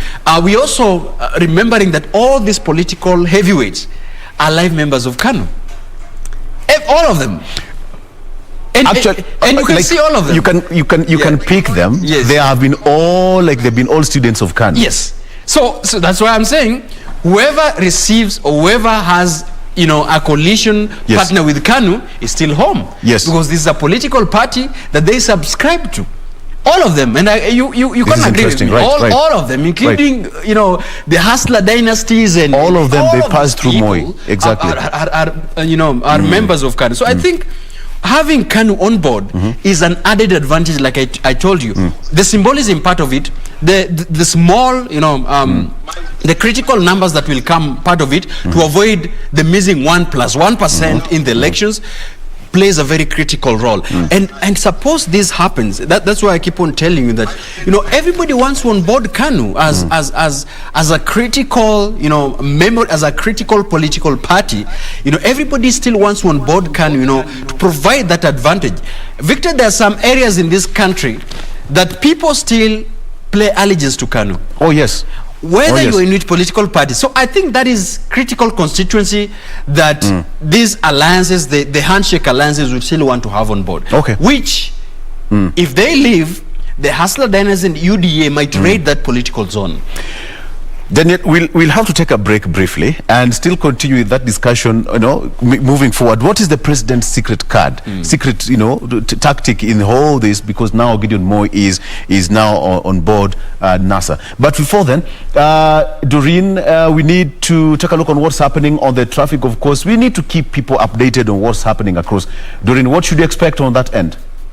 Yes, we're still focusing on that specific route. This is the Thika Superhighway. And like I've kept mentioning, is because there's still a lot of ongoing roadworks on this specific route. But right now, just as you mentioned, Victor, a quick look on this specific route, trying to update our viewers to see if at all things have changed or is the same situation as how it was earlier on. If you can remember, there really was heavy kind of traffic, especially along the Thika outer ring overpass. But it looks like just before that section, and this is from areas around Githurai, the Kasarani Mwiki Road also. You can remember that sometime early last year there was a lot of, if I can mention also still, roadworks along that specific route, and this is because of how bad that road is. Still is an ongoing process, but just before you get to the Thika Outer Ring overpass, all the way from areas around the Kasarani Mwiki, Githurai, Kasarani estate itself, coming to the city center, at least on those sections or in those areas, it's moving at a very fast pace. Just a bit of a gridlock throughout the roundabout there. This is the Kasarani Wiki roundabout, actually the Githurai roundabout. That's just where there's a bit of a gridlock, but altogether a manageable kind of traffic. And this is why we are sporting that orange color, which is a clear indicator of that traffic is still there, but at least moving at a slight, at a fast pace on that specific section. This is actually around the Githurai roundabout. As you head over to the city center, past there, you can still spot the bit of orange color, which again still indicates that traffic is there, but still at least it's moving. And like what you're seeing around Muthaiga, around areas of Pangani there. So on this entire section, as you head over to the city center, in fact, just where there's a bit of traffic is actually on the two outer lanes. That simply means as you leave areas around Thika Road, on all these estates that I'm mentioning, as you head over to the city center, and also as you leave CBD, coming still to the estates there, that is just where there's a bit of traffic. But still, on that other side, where you are seeing that orange color is actually specific to the lane that is coming to the estates, and that is how it's looking like this morning in terms of traffic. Really manageable kind of traffic, actually moving at a very fast pace. That's why we are seeing that orange color. This is where actually I was saying, if at all you're coming to the estates, then it's a reprieve for you because it's a smooth sailing in this morning hour. On the other side though, where you're seeing that red color is on that specific lane as you leave the estates coming to the city center. And this is again what you'd expect to see in this early morning hour. Like I mentioned earlier, aside from all the ongoing projects and roadworks, this is just basically what you'd expect to see in the morning hour. Obviously, people are going to their workstations, different kind of activities, and not forgetting the fact that also around the same area, around Thika Road, a lot of businesses also around the same route. So that could also be a very good reason as to why I would spot the kind of traffic that we are spotting rather at this morning hour. So actually this continues all the way past those areas that I've mentioned as you head over to the city center there. So it's actually a smooth sailing, green all throughout that entire section up until you get to the thicker outer ring overpass, and also just around the Kasarani Mwiki Road, still a bit of a traffic, but at least manageable kind of traffic. That's why you're seeing that orange color there. So also, like I kept mentioning, we'll continue to keep you up to speed with this, the BRT system, which is being undertaken along Thika Superhighway. And also, I'll tell you how long it's expected to take and how it's expected to shape Thika Superhighway altogether. But you're not yet done. We'll take a small break. We'll be back shortly.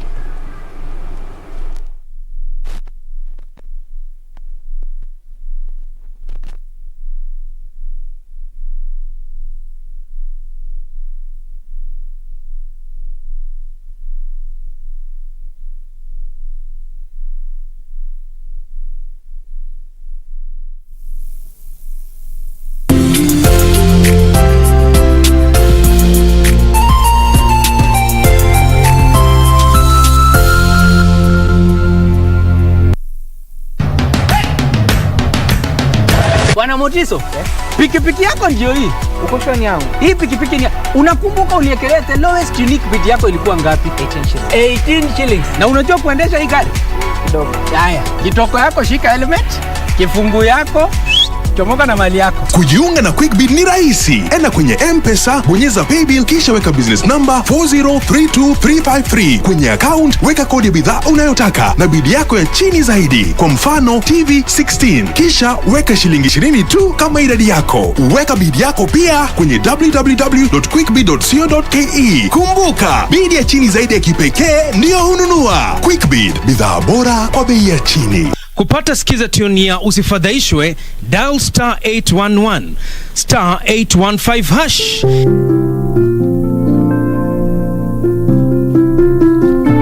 Usifadhaishwe na mafanikio ya wengine ukihisi kwamba maisha yako hayana maana.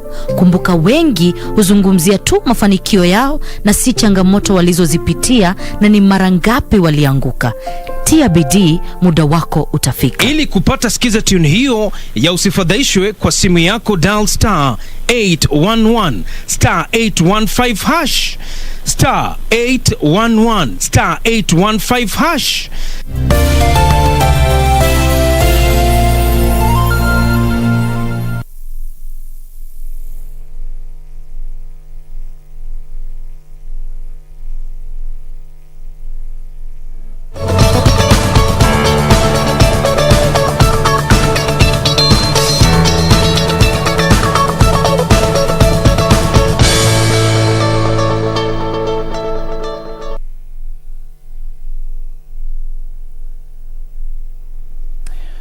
And welcome back.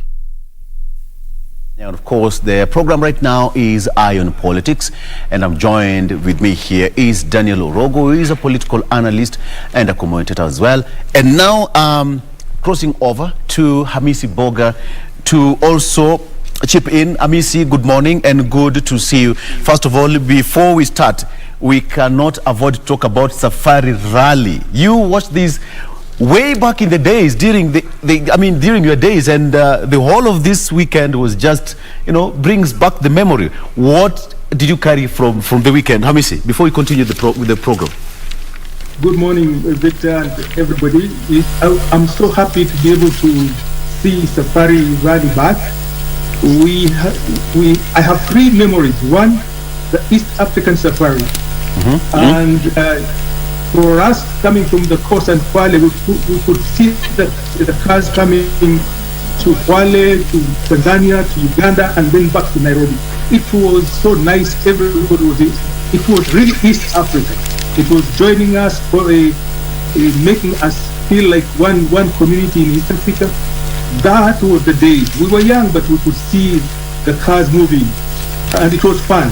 The second episode is the Kenya Safari Rally during Jogida Singh.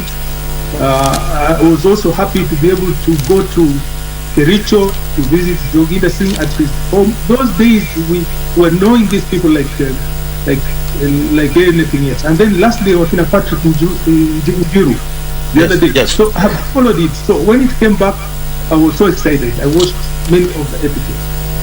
It is good. But also it's removing some of these tensions and stresses that we have to be able to enjoy the rally. Absolutely. Look at Naivasha. I think Naivasha now, this morning, those who didn't have some money in their pockets, they have sold a lot of stuff. Yes. People are selling vegetables, potatoes, and also other services. It's good. Absolutely. And the president said that it's going to continue for the next 5 years. So I think it's something good for the country as well, even as we put the country to the World Rally podium. Okay, we just to move in quickly, we are talking about Gideon Moi now is back to NASA and to join, not NASA per se, but to join hands with Raila Odinga ahead of 2022. Now the question here is, what do you see as the main, as the biggest role that Gideon Moi is going to play once they join hands with Honorable Raila Odinga? One of the things that I see politically is forming these bigger groups. Somebody has said we may end up having 2 elections instead of 1. But if you have, and we have been thinking about this, let's have 2 strong parties or 3 strong parties, and everybody share their views so that we have really positive in terms of functions, in terms of objectives, in terms of what do we want to do for Kenyans. But if you have 150 parties, even the parliament is not 150 in terms of members of parliament, to have two people from one party. So I think it's adding value in terms of numbers. If I can see if President Uhuru is going to support ODM or Raila group, he's coming with some votes. Elections is about votes. And if KANU comes in, KANU, by the way, I'm a life member of KANU. They have not removed my certificate, I don't know, but I'm a member of KANU, and you may wake up a lot of people. KANU was sleeping, but it has roots everywhere.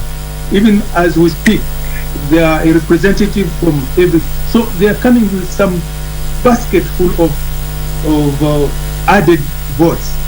So this strength is something we must watch about. And if we have this side, ODM and NASA including Gideon and part of Uhuru's team, Jubilee, then it's a strong vote. The votes, everybody has a choice, but you see, even us who love football, I love the football team that wins, and I think in politics it's the same. So we are saying this is really interesting. All right. I'm there. All right. That's a good thing about Zoom. All right. But then, Hamisi, just to ask you, I asked Orogo about this question here. Now, Gideon Moi is coming at a time when the country, is likely to form more alliances. So, what is the secret card or the secret move that President Uhuru Kenyatta is trying to play here? Of course, you are a life member of KANU. You must be happy about this. I'm a life member of KANU, but also I vote for the other parties. Since KANU went down, we were watching from the benches. Yes. We can play an active role now if this one persists. What I'm seeing is if you look at political scenario, Gideon comes from Rift Valley. The deputy president comes from Rift Valley. Everybody has a chance. You may think that Gideon doesn't have votes in Rift Valley, but he may have some votes, and that will destabilize the number of votes that the deputy president would have had in the region. And I think that is the secretary. Looking at the president, if he's saying he's going to support one NASA member if they combine, it means he's not supporting the deputy president. So you can see that scenario. If you bring in Gideon, you're saying let's reduce the number from Rift Valley, and then maybe another formula to look at the other area. If you Mheshimiwa Mudavadi, somehow he's coming with votes from Western. if you bring Weta, Bungoma may have some added votes to that. If you bring Mheshimiwa Doka Kalonzo, former vice president, he has a chance. And I can see even Mamangilu is saying, you people join because I want to vote you, I want to support you. You could see this wave that finally we may have two strong, we call them horses, in the race. And the others may make this. Do you want to join the bigger race, or you want to go like what other people call a donkey? Because if your numbers are less and the others are faster, then you have to make a decision. Do you want to win, or do you want just to appear in the election ballots? So I think there's a sacred card finally, and you know, somebody on the chair has a system. We don't know how the system is going to play in this scenario, and the system is everywhere, and you can mobilize people. So there's a big challenge between the UDA and the rest of the members. How the others in the middle will go will determine the result. Okay, all right. And it Amisi, just hold on there and come back to Rogo here in studio. So the question is, we cannot wish Gideon Moi away right now. Sure. No, you can't. Okay, so in terms of strength, look at that lineup, and we have got Raila Odinga here, and the rest of the NASA brigades, of which they still have got that point to talk and unite. What key role do you think Gideon Moi, or what kind of position do you think Gideon Moi is going to fit? Well, I think one, you can Gideon Moi, that like I said, you know, in a coalition of that nature, he is going to play a critical role of a kingmaker. Yes. I've had my colleagues mention really that, and this is what we reiterated before, that wishing Gideon Moi away in, you know, by providing your analysis based on numbers, you know, based on his political might, might not really only be that critical component that would, you know, wish him away. He is capable of mobilizing political resources. Because KANU still have, I mean, if you look at nationally, the number of KANU, members, including Amisi Boga here, are still alive. Yeah. Yes. And I said that, you know, in this country, there's some areas or some constituencies of voters who strongly believes in the delivery of KANU as a political party. Yes. They still have a very strong conviction in themselves that KANU will rule for a number of days. And like his foundation, you know, in the Nyayo era, it still provides, you know, relevance in the political space. And therefore, anybody who would form an alliance minus KANU is probably missing a very critical component of, you know, our political, mind. So I think that is important. That is one part of it. The persona of Honorable Gideon Moi, you know, brings an advantage because his face is a face of the former president. And this is why the United Democratic Alliance has lampooned him as, you know, a blue-eyed boy with no critical masses behind, who really relish on, you know, the father's name and the image of the family. Yes. And hence has been termed as one of the dynasties that should be dealt with away in this country. So that shows you the threat that Honorable Gideon Moi still poses on the political stage. And when you want to upstage his nature is to bring a perception that is part of the problem that we are facing in this country. And therefore, all this should be dealt away with. That is one component. But the advantage it provides, and I agree with Amisi, that, you know, this is critical. For the delivery of a winning coalition, you must onboard everybody.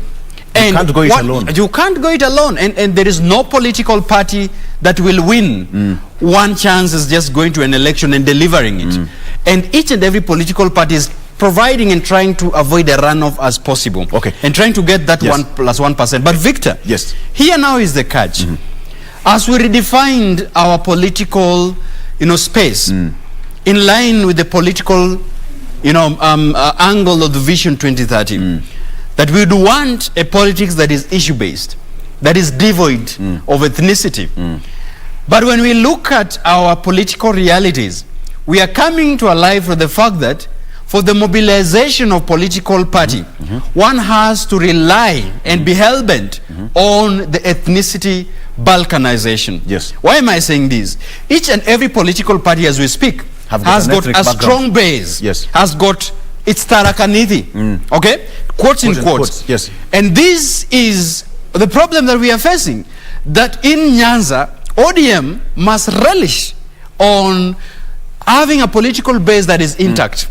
Each and every political party must have an ethnic connotation.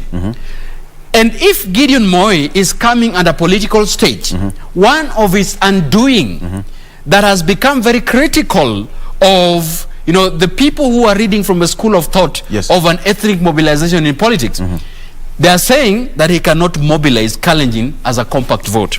Now the question, okay, all right. And that is his undoing, which I, from a political, perspective, the reality bit of it is that that might be his disadvantage.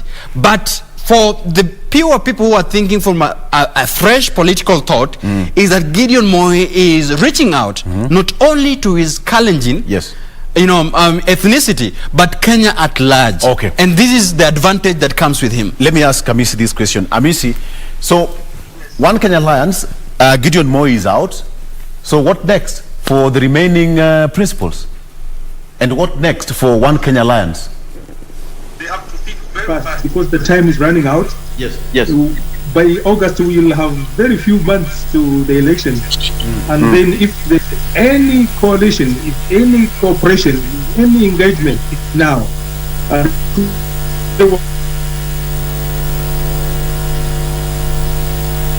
The ODM, or do they want to join UDA, or they want to stand alone? And all those decisions have effects and have consequences. Deciding to stand alone in politics, the way we understand it for political science, you need a number of things, especially in Africa. You need the ethnic base, you need resources, and also you need outreach in terms of networks. Like my brother said, you can't do it alone. So if looking at the strength resources of ODM plus Half Jubilee plus KANU, you can see the weight in terms of mobilization of people. And in Kenya, it's about mobilization. The other side, maybe Deputy President may get other forces to assist UDA to have the financial muscle resources. If he does that, then we have really a good game. But my view, my perception, I may be wrong. If now One Kenya Alliance is left with Mheshimiwa Kalonzo and Mheshimiwa Mudavadi and Mheshimiwa Weta, they have to rethink very, very fast. And then there's another catch. Another catch is who's going to lead those teams. We know in UDA, I can see the Deputy President being a candidate. I can see in this new President Uhuru is not standing. I don't think whether Gideon will be given the pass. So Baba is already there. In this team, this third post, who is going to be there? Kalonzo, Mheshimiwa Kalonzo tried. Mheshimiwa Mudavadi tried. Mheshimiwa Weta wants. They make a decision now. Who is going to lead it? Because that's the relationship and the perception of the people. So it's a big challenge, and I would rather be, somebody said, I would rather be a fool and join the team that wins than a clever one, and then I don't reach even the goal. I can see that scenario. Okay, so now the situation here right now is Gideon Moi is back to join hands with ODM leader Raila Odinga, and Orogo said that you cannot go it alone, and you also affirmed that. And moving forward, how it's going to play out, and Honorable Kalonzo Musyoka, Musalia Mudavadi, and Wetangula, how they're also going to, they circumnavigate the whole of this, this circus of politics is going to be interesting. But gentlemen, because time is running, there is this issue of no term limit, no extension of tenure, and now ODM has also said, you know what, the president, once your term is over, go home. Let me start with you, Daniel. Is it that a political gimmick? Well, just to be saying that they have also raised their voice. I think it's a game of chess. One is President Kenyatta has repeatedly on both local platform, both national and international, yes, has reiterated that if my term ends, he will go home. He will go home. But that is a catch in it, because we don't know whether if his term ends as a president, what if BBI passes and grant him an opportunity to become a prime minister? Okay. That is a question that pundits have not really answered, because yes, he cannot run as a president, but BBI can pass and grant him a pass to be a prime minister of the Republic of Kenya. So I think that is something that we must really have a discussion about, whether the passage of BBI grants an automatic card for him to run for political position. I think that is important to put into perspective. And secondly, we have a problem about term limits in Africa and East Africa as large. Yes. Term limits have been violated in so many fronts, in a sense that any governing leader can decide to mutilate a constitution and grant himself a safe pass in term limits. It has happened here in Uganda. It has happened in Rwanda. It's happening in our eyes in Sudan. So we are not an island. So we can learn from contemporaries, people who are closer to us, that the issue about violation of presidential term limits are not alien. It can just become in this country, but it is important that we have a constitution that safeguards, give us a guarantee that once a presidential term expires for two, can run a maximum of 2 non-renewable terms, and, cannot run as a president.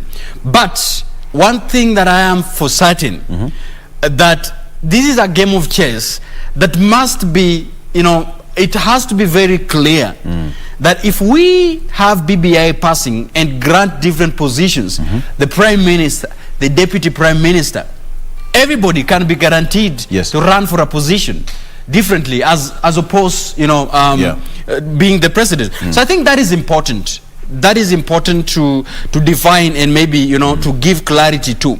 But I also like to join in and weigh in, the axis of ODM. That you see, ODM must also not, be wagging tongues and playing a double standards. In one way or the other, ODM, through the National Assembly, must rally its troop and, say unequivocally that the presidential term limits should not be violated. Not in political rallies, but in the constitution, because we have a constitution that should not be mutilated, in the basis of people trying to extend their terms. We must also be very clear that we must follow up constitutional process to amend a constitution, not the back door. Bringing in Amisi here. Amisi, it's a debate now that the president, as Oroga said, the president has repeatedly said that mimi sina haja ya kuendelea, mimi nikimaliza I will go home. But there's some discussions from different quarters that there is this allegation that the president is trying to extend the tenure of the current parliament. And now ODM says that, Mr. President, once your term is over, go home. What do you think is a secret voice behind this statement? I like the kind of constitution that we have, because unless you break those big locks, you cannot extend your term. But the same constitution has not stopped the person who is finishing a term at president to hold any other political position. So I'm saying there was a key in this constitutional change. If we expanded the talk then it can accommodate very many people. And I have a feeling that the One Kenya Alliance is standing by to see if the amendment passes, then they have an advantage of not only being the president, but you have other positions that you can be able to hold for the next 5 years, because you can still prepare. Mheshimiwa Mudavadi has a chance, Mheshimiwa Kalonzo has a chance, and also Mheshimiwa Waita has a chance in the other elections. But they need to hold on something tangible, if I use the word tangible, so that they can be able to keep alive. Two, Mheshimiwa Uhuru cannot be stopped from, if it passes, cannot be stopped from any other position. And he's young enough. We have seen in other jurisdictions, a president can come down and then stay and then come up. You look at places like Russia and other places. He can step down for the next 5 years and then he can come back with the other team, and he still has a chance because of his age. This is politics, and we must speak it the way it is. But as I said, he cannot be a candidate in 2022, and so he must mobilize himself. Two, there are states to protect, and somebody was saying safer hands. Who can hold those states until such a time that the transition is over? There are so many considerations, and given that we can agree on the table who takes what home, you know, all the time combination or coalition or partnership has a basis, and you can do that. We have that history of breaking these coalitions in terms of let me finish and then you take over, but you can't depend on taking over, agreeing and let me finish and then you can take over. So the safer hands to me is Raila. He cannot extend, unless we change the constitution, he cannot extend his age, the age limit in terms of constitution, so he can only go one term. That's why I think he's a better bet than the rest. The history, like my brother said, in East Africa, except Tanzania and Kenya, the rest of the people have stuck on their guns until they're moved by a gun. So we must also take care about that. Okay, all right. Okay, very quickly, in 30 seconds, the BBI Court of Appeal case starts tomorrow. What should you expect? In 30 seconds, please. Time. Either or. I'm liberal. And I think if it passes, an advantage to a big group of people. If it doesn't pass, there is another alternative, and it's the hidden card you're talking about. What else can happen? Because people have to move, and these coalitions, maybe they are creating numbers outside and inside parliament. Yes. Come and introduce the changes that they wanted because of the issues that have come. But that's why I'm saying either or. 2022 August we shall have elections, and we pray for the best runner to win. Absolutely. But I can see that. But if you have a team and you have really bought strong players from Germany, you are likely to win faster. Everybody can bet on you because you have strong teams. So we are looking at scenario after Friday, after next Friday. Yes. Okay. Thank you, Amisi. Thank you so much for your time. Rogo, also 30 seconds, please. The case starts tomorrow, and of course the judges will dispense of two cases before they go to the main case filed at the Court of Appeal. So what should you expect? Quickly. I think there will be a battle of titans, legal titans, in these the corridors of justice. One that I expect either outcome, it be again the Supreme Court confirms the judgment of the High Court, and the proponents would not relent. They would still go to the Supreme Court for further interpretation. But I foresee a situation where there would be, the stakes are high about the passage of these BBI. So I think that I might not be able to provide a clear, subject to the argument that will be put before the competent lawyers, the senior counsels and the rest with the law. I think that do with time. But allow me in a minute to say about the silence of these 21 members of parliament. You know, we cannot wish away this. You are elected to go to the National Assembly or Senate for three reasons: representation, oversight, and legislation. You cannot legislate by your silence, and this must be taken that in the fact that each and every member who is elected, millions cannot be paid on a salary when you go there. And you be silent to very critical debates that are required. At least your name must be... Your name should be on the Hansard, and we should also know why we're electing you to represent us, because not everybody is able to go there. All right. Okay. Thank you so much. Gentlemen, that brings us to the end of Eye on Politics. But, Doreen Arangi is standing by to give us another update on what's happening on our traffic, on the traffics around the city here. Doreen, what do you have for us at this particular point? As I mentioned earlier, we'll still be focusing on this specific route, and it's just because of those reasons which I gave. But again, if you can remember this route, this is the Kasarani-Mwiki road, which is actually one of those roads I was talking about earlier, one of those sleep roads. And again, also very, very instrumental and major roads, especially a sleep road, rather, as you branch off heading over to Thika Road. This is the Kasarani-Mwiki Road.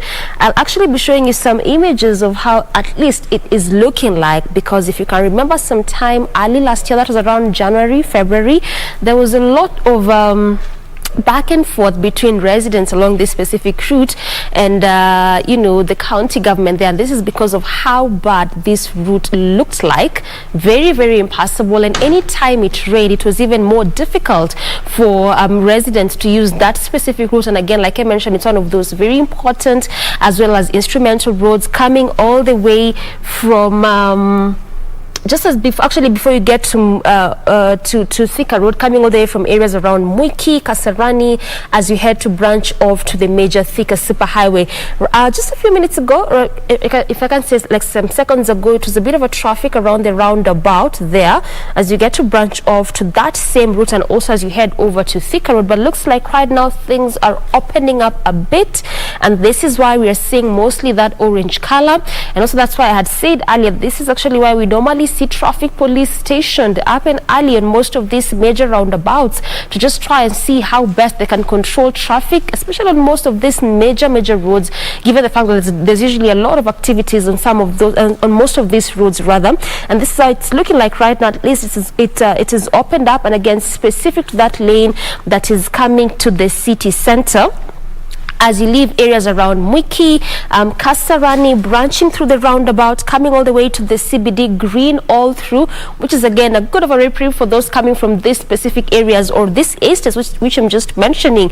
If at all you're coming to the CBD or any kind of activities, could be your workstation, could be business, along that specific route, still a smooth sailing for you, moving at a very, very, very fast pace. On the other side, which is again quite interesting, because I mean in this early morning hour, where I would really expect to see traffic is actually as you leave the estates coming to the city center and not the other side. But this is just where there's a bit of a traffic as you leave CBD, leaving areas around Muranga Road, leaving areas around Globe roundabout, as you head over to the estates there just through this specific roundabout. That's where there's a bit of a traffic, but altogether manageable kind of traffic. And again, this is why we are seeing that orange color. So that this is actually what that orange color simply means. Traffic is there, beginning to slightly build up, but altogether manageable kind of traffic. And at least this is just specific actually on that roundabout. Away from there, still sticking with the same route, as you head over to the city center, things are still opening up on that section. And this is again why we're seeing that green color. The beauty is that this is actually on both lanes. On this specific route, when I'm talking about both lanes, it just simply means as you leave areas around Thika Road, that is from the estates, and all the way from the outskirts of Nairobi, as you head over to city center, and also as you leave CBD, coming through the same highway, heading over to the estates and also to the outskirts of Nairobi. So in between this section, that is the Kasarani roundabout there, and this other roundabout. In between these two sections, actually in between the Kasarani Mwiki roundabout there and the Thika outer ring overpass, in between those two sections, moving at a very, very fast pace, no traffic at all. Again, this is why we are seeing that green color. So at least a bit of a reprieve for our viewers there watching right now. If at all you're coming to the city center enter or even leaving CBD right now is just a smooth sailing for you. It's unlike how it was earlier on, because earlier it was really heavy kind of traffic, in fact really quite unmanageable, but right now things are opening up altogether. And like I mentioned, the beauty is that this is actually on both lanes along this specific route. So aside from also the fact that there's a bit of construction there in terms of the bus rapid transit system, at least as of now, moving at a very fast pace, and not just the outer lanes but also the inner lanes of this specific route. So again, this is actually specific on those, just in between those two roundabouts there. That is the road situation this morning in terms of traffic. Just trying to focus on what is happening along Thika Super Highway, but like I mentioned earlier, this still remains one of those key road focus, given the fact that there's still some ongoing road projects in terms of the bus rapid transit system.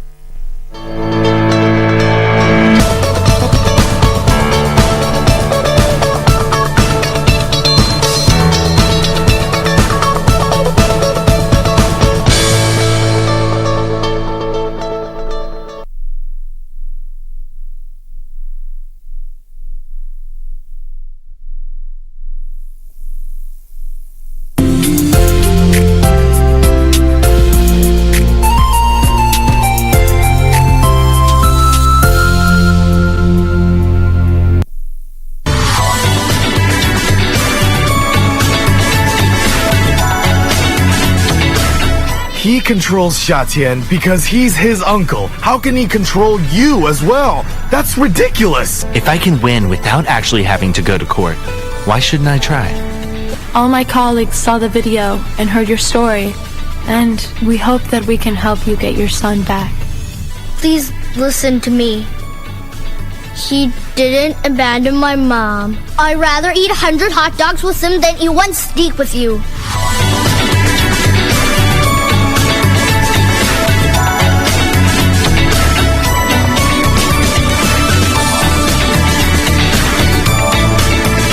Quiero amarte de una forma diferente, de otro modo nunca. But I have to be sure, Caro. I have to know if the photos in that memory card are the ones of Lucrecia looking for my mother's body. Lucrecia! Juliana, what are you doing here at this time? Do you know what he told me? I don't know. What? That Lucrecia paid him a huge amount of money to convince him to leave my own family, to run away with him, just to abandon me. And if you really loved him, you would have let him be happy with Florencia, because you don't force someone into loving you. Quiero amarte de una forma diferente, de otro modo, nunca igual al de otra gente. Kuna vitu zingine sio bazu true, kama kuchokoza dem sio bazu true.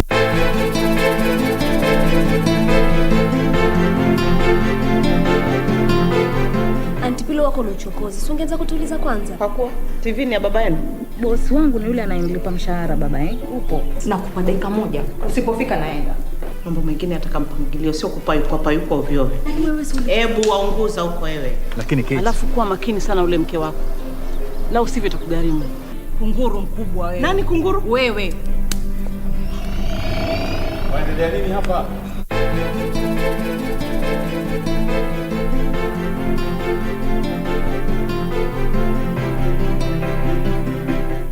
Kuwa Bazu True. Stop gender-based violence.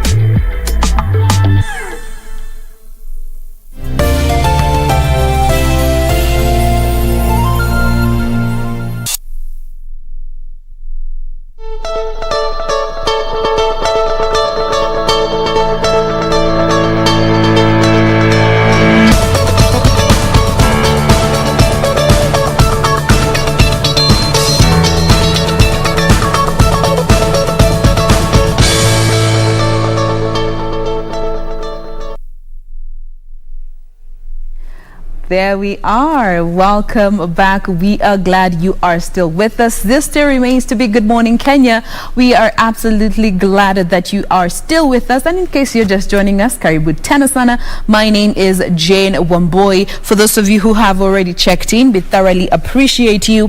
The hashtag is Good Morning Kenya on Twitter. At KBC Channel 1 News is our official station handle. Much love going out to Vincent Mwanzia 43 Ninja with glasses. Tim Mashishio. We don't see with these things, without these things, by the way. Big shout out going to you, Ninja with glasses. I see Prudence Wanza. Thank you so much for tuning in. Odette Hillary, thank you so much for checking in. Let me see. Aranja na kuona retweet hapo. Doreen, big shout out going out to Kalasbon Ketu. Kenneth Mwenda, much love going out to you. P. Nesvenga, appreciate you for making time and for retweeting all our feeds. I see Morris Ahuisera. I hope I've said it right. Who else is this? Elisha Kipto, mtoto wa baba, ametufollow up with you. Thank you so much. Amaganga Mustafa, thank you so much. Tuned in from Kitale. Caxton Hestler Kov.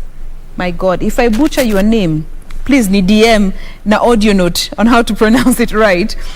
We also have Godfrey Lejingling. Simuna majina lakini. Much love, and of course Bravin on Zero Revolutions EA. Thank you all so much for tuning in and staying with us this far. Keep checking in with your locations as we get into this next discussion. And this is our Family Check segment, where we always get to have conversations that revolve around the family. And today, we're going to be having a conversation about communication, and more specifically, the silent treatment. I'm sure in every family, there's that one member, even in just your household there, or your larger extended family, there are those people who you don't talk with. And even when you meet at family gatherings, you would rather go this way when they're coming this way. You just would rather not communicate with them in any way whatsoever. And even in your romantic relationships, there are those phases that you go without talking to each other. Silent treatment, Cold War. What is the psychology behind this, and why do we always do it? Because I can attest to the fact that I have done it at a number of times in my relationships. But what are the pros and cons, and what is the psychology behind this silent treatment as a form of communication? Well, to help us better understand this, we have with us in studio this morning Dr. Beatrice Mainge, who is a counseling psychologist as well as the founder of Nobility Restoration House. Good morning, Dr. Good morning, Wamboy. Thank you once again for making time to be with us today. And thank you for having me. Absolutely. Let's just get straight into it. You know, from a psychological standing and from a medical standing, how would you define communication? Not just communication, but effective communication. Thank you, Boy, and good morning, viewers. Effective communication is the art of transmitting information from one person to another. Yes. And communication is not just verbal. Communication is also non-verbal, because someone once said that you cannot not communicate. Yes. So even when you don't talk, you're still communicating. So it's transmitting information either verbally or non-verbally. Now, looking at communication as an entity, what relationship does it have with the psychology of human beings? How do you link the two? Come again? When we're just trying to understand the role of communication on our psychological well-being, where do they meet, or how do they come together? Okay, communication is what breaks the barrier between one person and another person. Because without communication, you may not really get to understand me. Okay. It is through communication, especially in families, that you are able to communicate or transmit the values that the family stands for. It is through communication that you're able to understand another person, understand what is going on with them. So it is what actually creates a bond between human beings, because without communication, then there is no bond, there is a distance, and people are you may be strangers. Much as you are living in the same house, you can remain strangers if there is no communication. And this takes a toll on somebody's mental well-being. Yes, All right. Now let's look at nonverbal communication, which is where silent treatment heavily falls under. Yes. How would you professionally describe silent treatment, and especially looking at it as okay, let me not jump the gun, but let's just start with understanding silent treatment. Where does it stem from? Okay, silent treatment, or what we call stonewalling, is when someone feels that you have hurt me too much. Let me take a break from you. And so they go silent on the other person. Yes. And so they are not talking. And we say that the more you stay in that mode of silent treatment, the longer the distance between the two of you.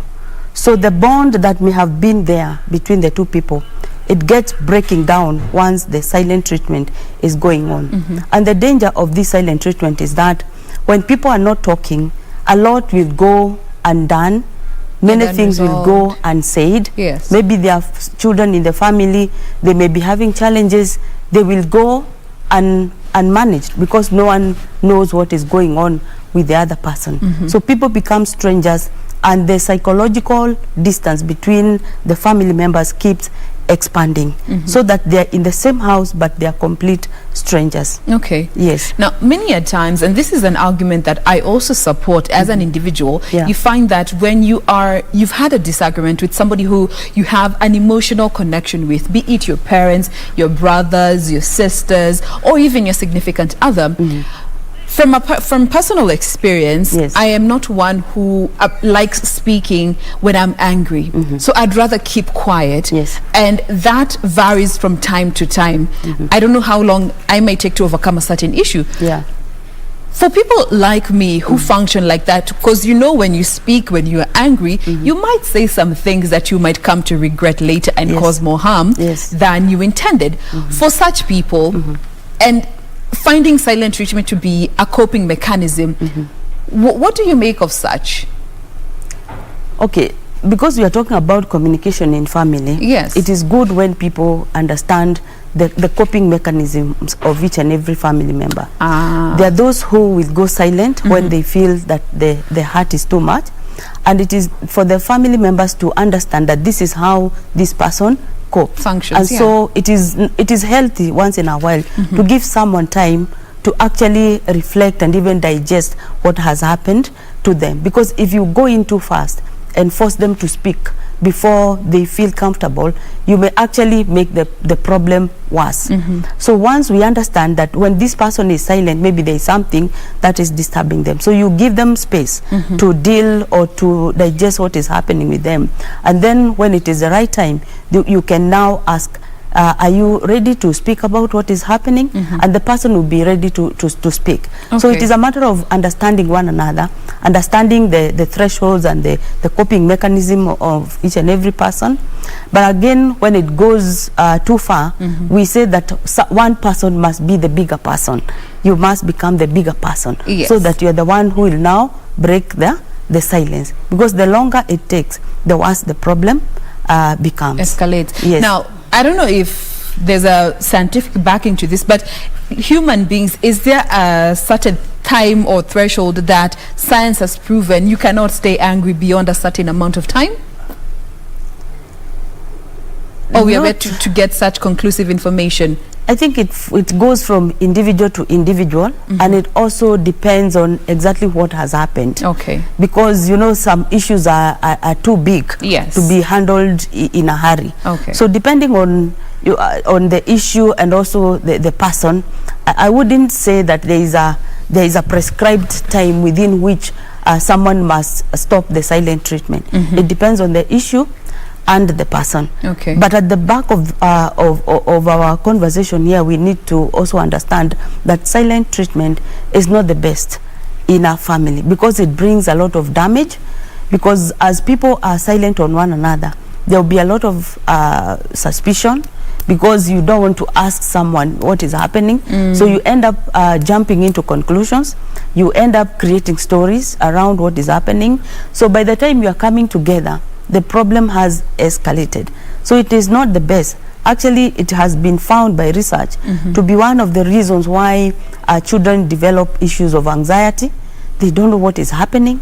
They don't know what to predict. They don't know what to expect. and also issues of depression.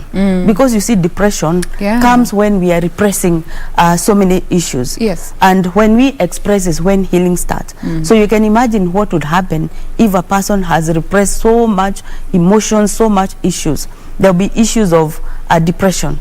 And considering that some families are already prone to depression, maybe because of your family of origin. So that now promotes that disease of depression. And you find that such issues now, you start observing such issues in families where there's that silent treatment. All right. So for those people who find it as a coping mechanism, they just need to understand that you don't need to set camp there. Yes. Even if you cannot speak when you are angry or you have been angered by somebody who you're close with, it's okay to take some time away, but make sure you address the issue before you get to move on. Yes. All right. Now, at what point does silent treatment spill over to emotional abuse? And would you even categorize it as a form of, or as a tool that can be used as psychological abuse? Actually, silent treatment is a form of violence. Because Cold War. it's Cold War. Yes. Because you actually you have cut the communication between you and the other person, and sometimes you find that maybe there is something that this person wants to say to you, but because you have closed the line of communication, you are making the other person suffer.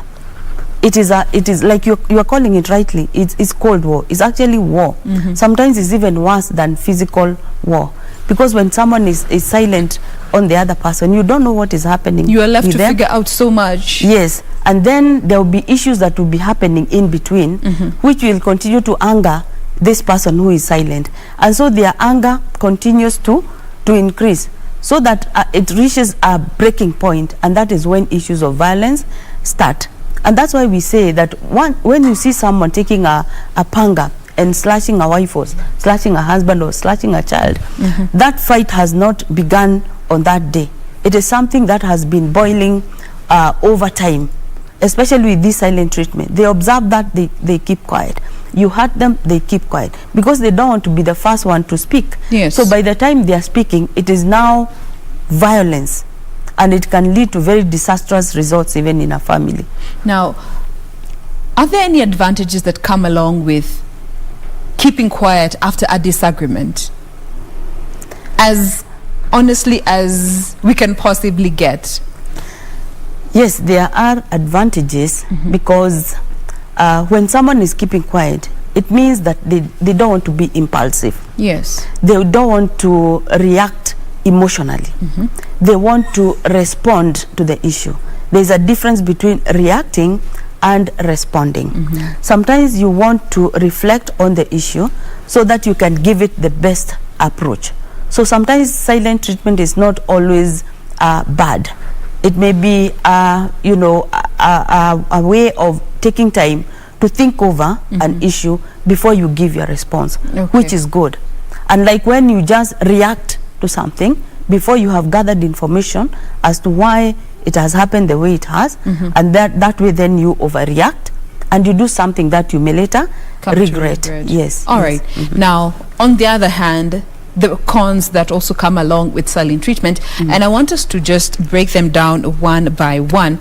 And this is something that I found, just going through a number of articles, is that silent treatment is a manipulation tool. Yes. Is this something that you agree with, psychologically speaking? Yes, it is a manipulation tool, because this person doesn't want to handle the issue. They want you to imagine what you want to do with it. They want to manipulate the outcome, because when you talk, you exchange facts, and then both of you can come to an agreement that is a win-win agreement. Yes. But when someone refuses to speak, it means that they want to force you to take their point of view. They want to manipulate you, because when the silent treatment is going on, one person will feel uncomfortable and they want to break the silence. So they have actually manipulated you to come to agree to their point of view. It is a point of manipulation, because one psychologist called Ban, he says that communication is a transaction.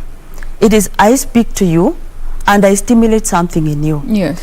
So when we talk, he said that the healthiest way to communicate, especially between two adults, is when two adults are speaking. When adults speak, they ask questions. When adults speak, they want to find out the truth from where it can be found.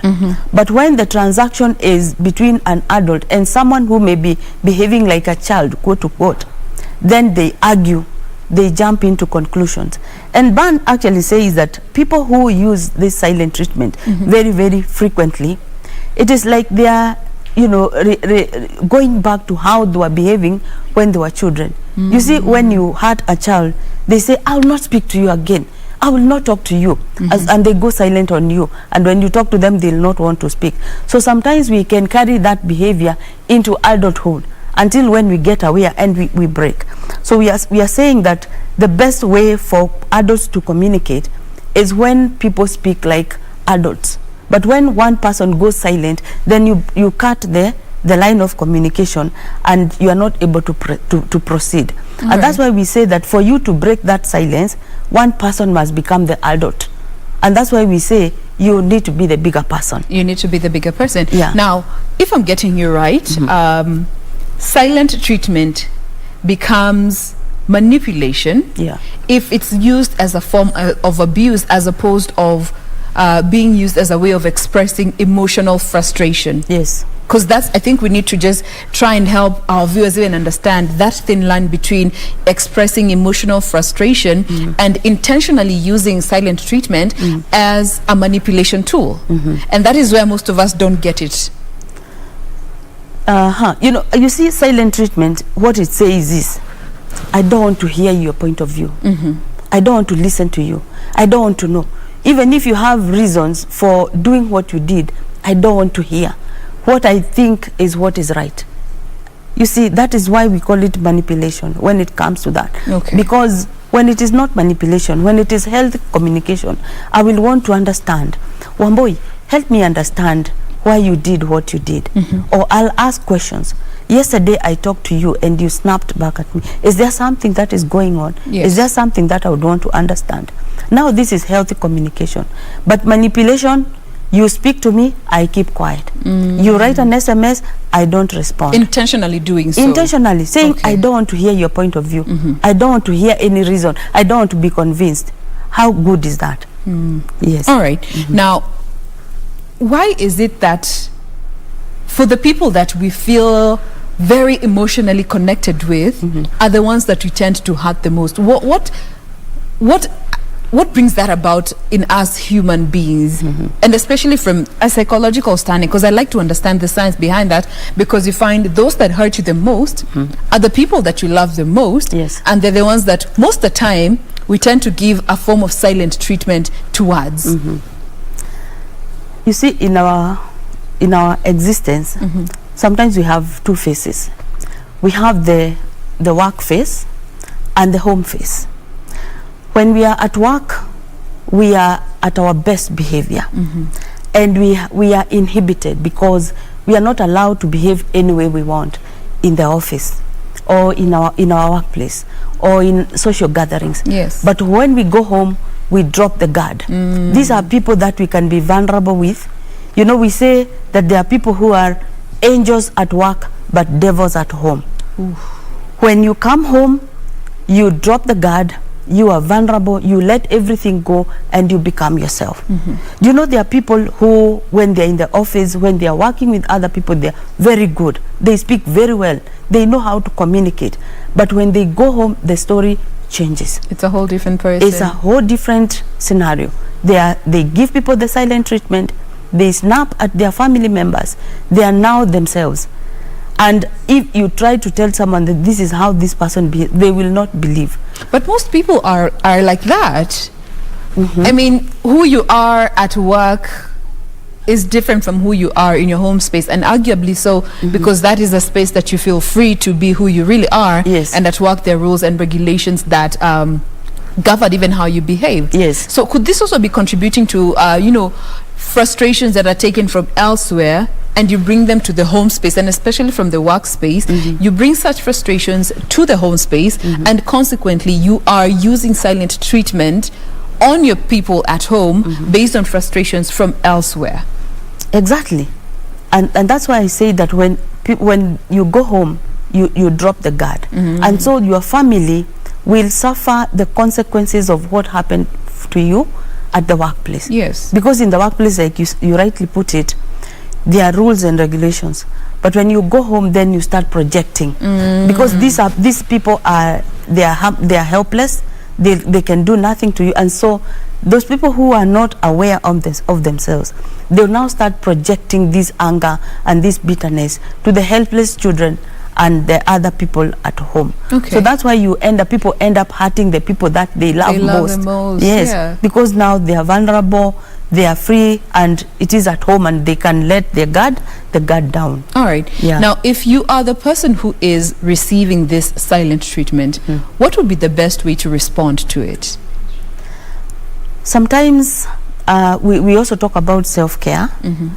And I imagine that if this is happening maybe from a spouse, you also need to take care of your own emotions. Yes. And also maybe study the other person and know when is it safe for you to maybe speak to the person. Yes. And maybe try to find out what is happening with them. Because sometimes if you rush too fast, then it may be counterproductive. You may end up worsen the situation. Yes, we say that this person has taken a position to be silent. What is going to be your position? Because you also need your position to take a position. Yes. Ask yourself, when is it the right time to speak to this person and find out, without jumping into conclusions? Because sometimes another mistake that family members make is that when they see someone silent, they imagine that it is because of something that they have done, because of something that is happening at home. And that's why we say it is good when we ask questions when it is safe to do so that you can find out. Because sometimes someone will be silent, not because of anything to do with the family or anything to do with the person that they are not talking to. Yes. They are silent because of issues that are outside the family. Maybe something has happened at work, or maybe with other friends, and they are still not ready to talk about it. So they go silent. That's why it's good to find out at some point, is there something that you want to speak to me about? Okay. What is happening with you? And when it is safe, you find that the person will be ready now to open up. All right.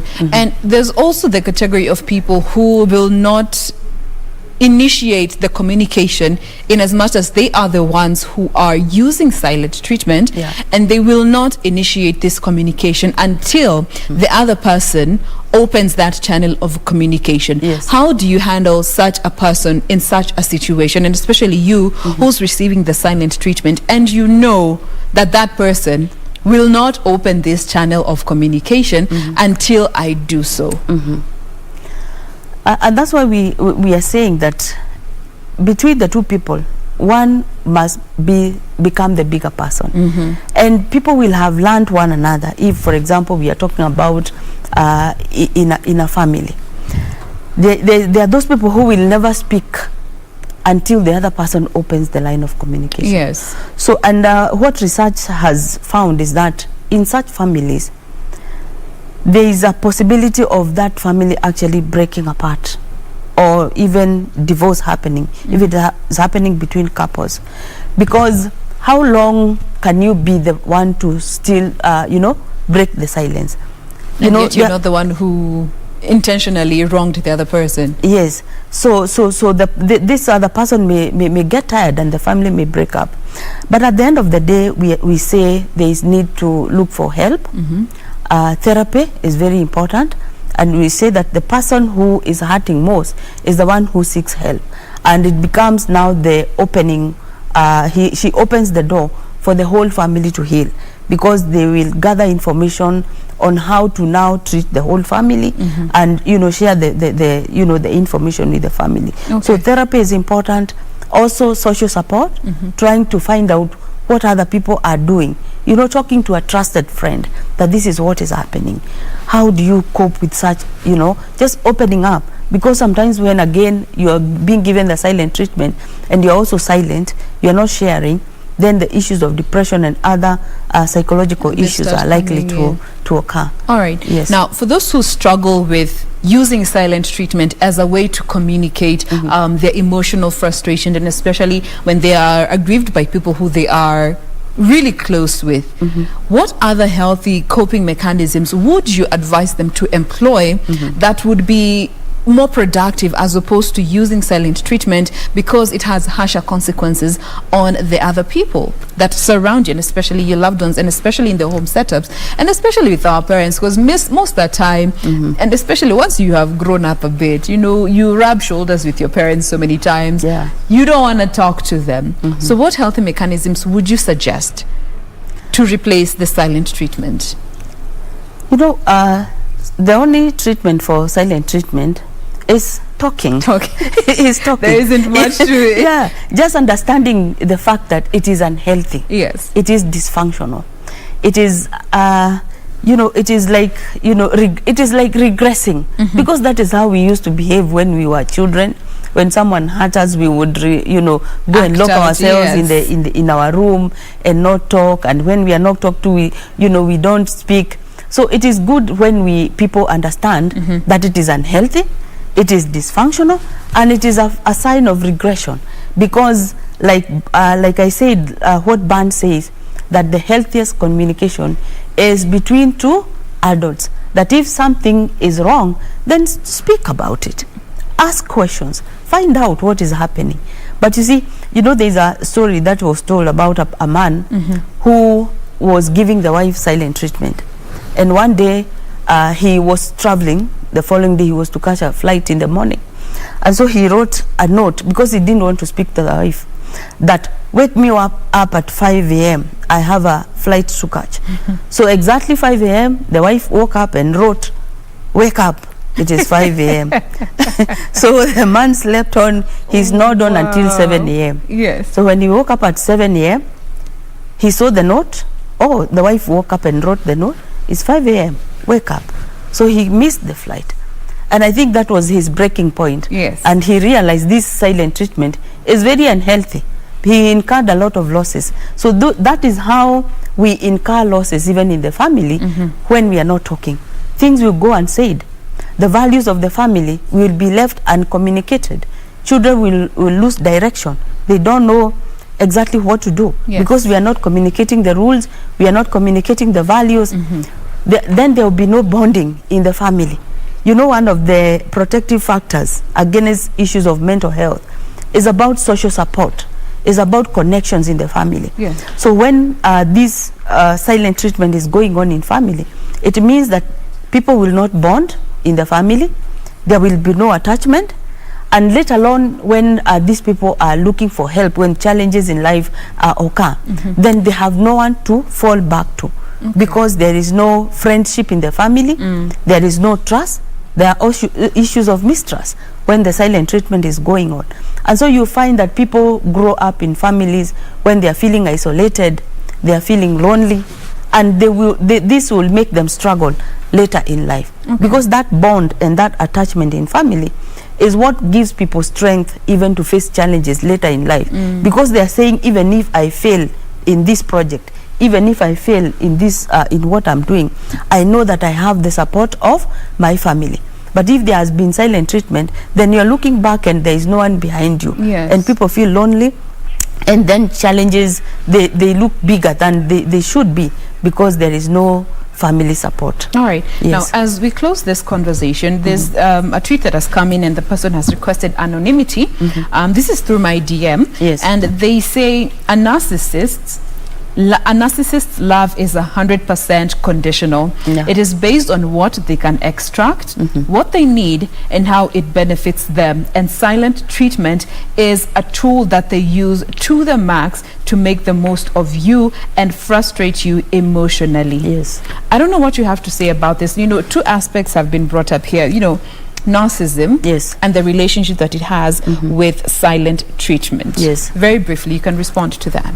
Now, I didn't want to mention about narcissism. It's a whole because I know conversation. It's a whole conversation. Because most times when people are using this silent treatment, there are issues of narcissism. Because you see, narcissism is about me myself and I. What you are doing to me, you have hurt me, so I will not talk to you. And you see, narcissists, they love drama. Narcissists love reaction.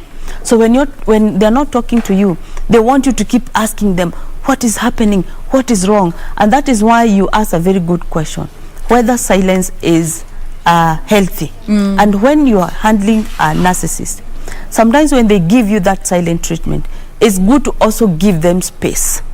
Because when you respond to that silence immediately, now you are feeding their ego.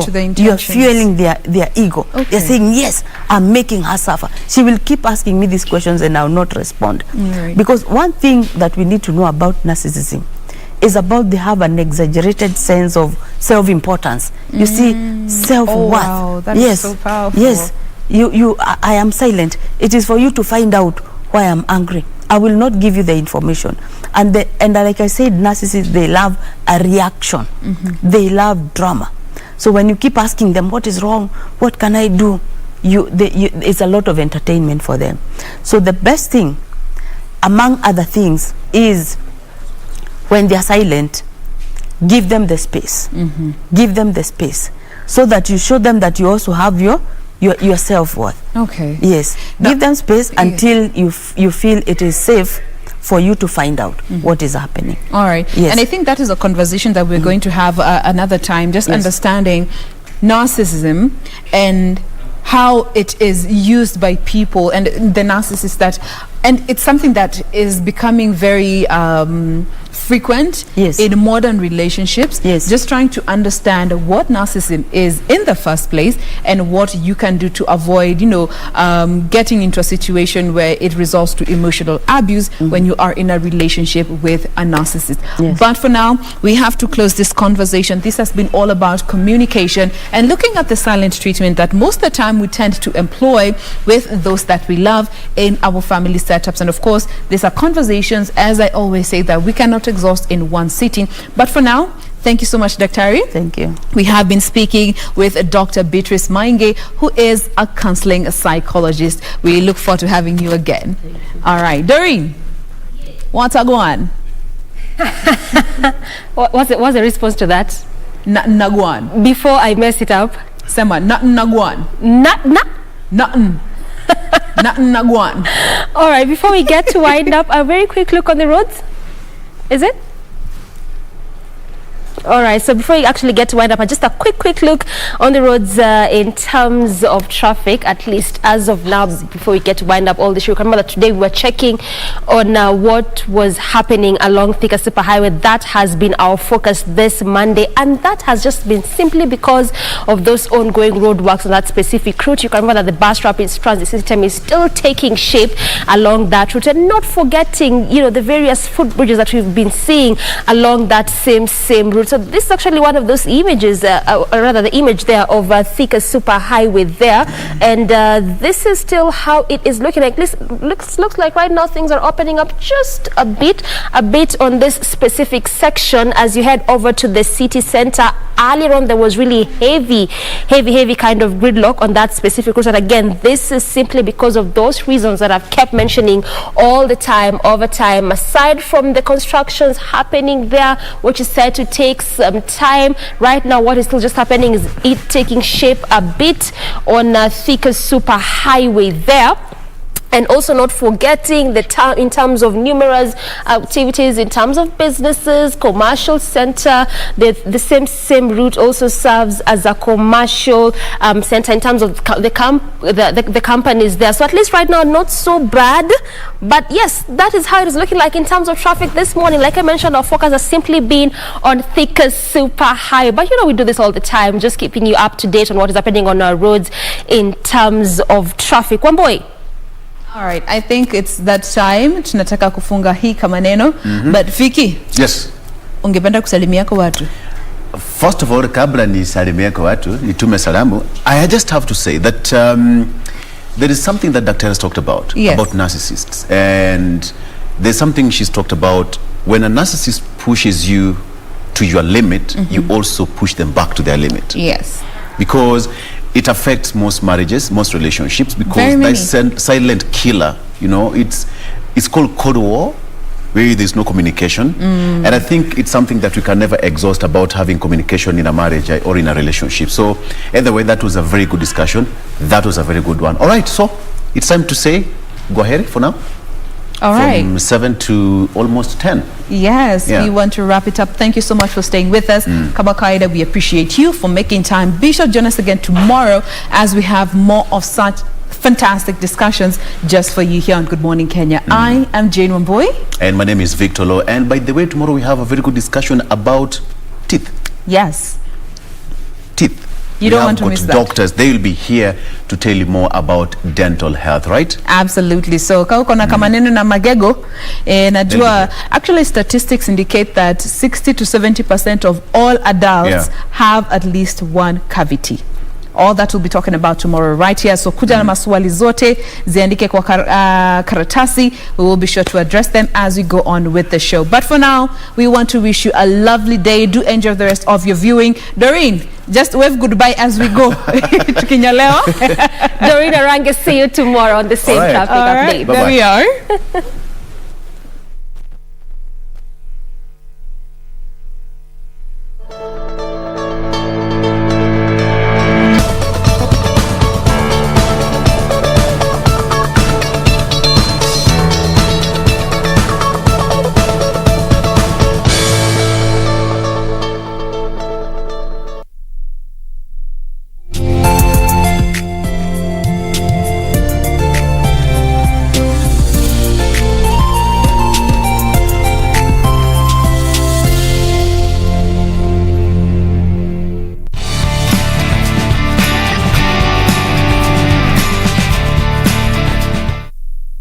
Pumwani is one of Nairobi's oldest government informal settlement that has contributed immensely to Kenya's boxing legends in their youth's quest of empowering themselves against the risks posed by unemployment and insecurity, and thus the environment that one of Kenya's outstanding boxers, Joseph Akasamba, found himself in 1980 when he came to Nairobi to look for employment after dropping out of Butere Boys Secondary School in Form 2.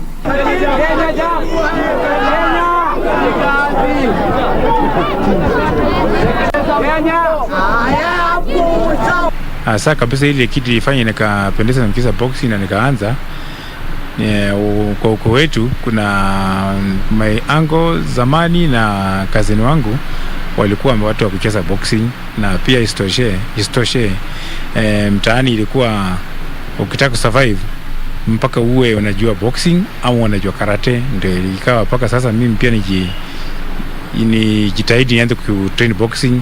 Sasa ndio inisaidie, ndio nisikue pulled na around na vijana wenzangu. Alafu baadaye nikaona tena inaweza nisaidie kimaisha kupata kazi. Alafu sasa ikawa sasa ni concentrate nayo kuitrain inisaidie kimaisha mwangu kupata kazi. By 1982, he had learned how to play by the rules at the Pumwani Social Hall, thanks to coach Alex Omomo, and he went on to claim the gloves of the likes of Fred Ambani and Sylvanus Okelo. Nilicheza na jamaa alikuwa anaitwa Hagila kwa jina mtaani, lakini jina lake sasa kabisa alikuwa anaitwa Fred Ambani. Nikamshinda kwa knockout round ya pili. Sasa hapo ndio niliona kumbe hii mcheza boxing kijana naweza kucheza, kwa sababu nimekushinda naweza cheza. Mchezo pili kucheza nicheza na Sande anaitwa jina lake anaitwa Christopher Sande, akanishinda. Lakini sikufa roho, niliendelea nikajitahidi mpaka nikapita Kenyan Championship, nikakuwa Kenyan Champion 1985. Akasamba, who was born in 1962 in Huisero District, Western County, thus found an alternative to survival, and little did he know that it would also lead to employment. Sikuwa na train boxing ati nitasaidia nipate kazi. Mimi nilikuwa na train boxing itakuwa ni kujiokoa kutembea. Lakini baadaye nikajua kumbe inaweza kunisaidia nipate kazi. Nikazidi kuendelea zaidi kucheza hapo. Kwa sababu ile ni train boxing aliniambia boxing inaweza kusaidia upate kazi bila kutafuta. Kazi kutafuta, na kweli aliponiambia mna hiyo nikaweka bidii na si kutafuta kazi. Kazi ndio ilikuja kunitafuta. Nilifanya na Kenya Boys kuanzia 1985 mpaka 1998. Yeah. The Orthodox fighter went on to become Kenya's light heavyweight champion in 1986 and represent the country in the 1988 Olympics in Los Angeles, not forgetting the Intercup in Germany where he got a silver medal. He was also the undisputed champion in East and Central Africa. Achievement ya tatu Ya pili ikawa ni All African Games ilikuwa Cairo 1991. Na kabla ya 1991 kulikuwa na Intercup German, nilienda nikashinda silver.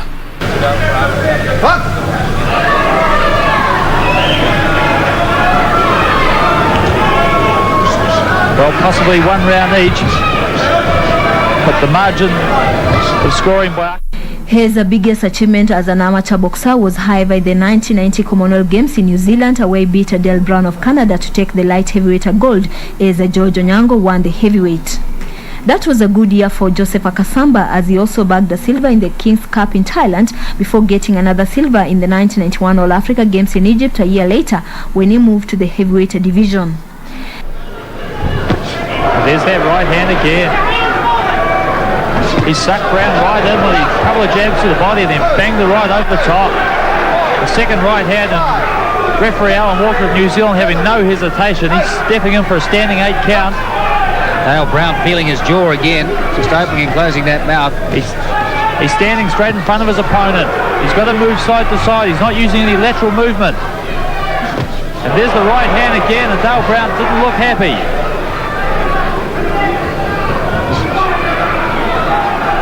When you consider what a clever boxer Dale Brown is, it's surprising that he's been sucked into that shot so many times. Very easy to say from down here. And Joseph Akasamba, he's landing that right hand well, Tony. And again, here's the second. Ilikuwa game ngumu kwa sababu round ya kwanza alinipiga almost nil, lakini round ya pili nilikuwa na courage na nilikuwa very strong, nikapiga knockout round ya pili na nikashinda gold. Dale Brown, and the towel has been thrown in. Sensible tactic. I know Dale Brown will be upset about that, but Taylor Gordon has been around a long time, the Canadian trainer. A very experienced coach.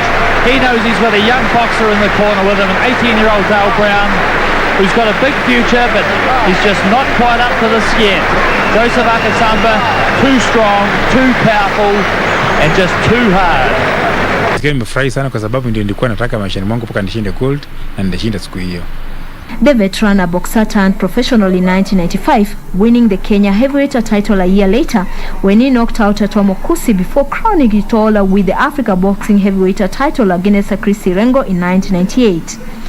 Joseph Akasamba went on to win other titles abroad, notably in 2000 when he fought hard to outbox German Rene Hall for the World Boxing Board heavyweight title, which he won on unanimous points. He lost the title later on, but won the UBO Intercontinental Cruiserweight title against Hamed Salim, whom he TKO'd in Nairobi after dominating the bout in all departments, and that was in 2005. Ile najivunia sana ni ile world title nishinda 200 kule German.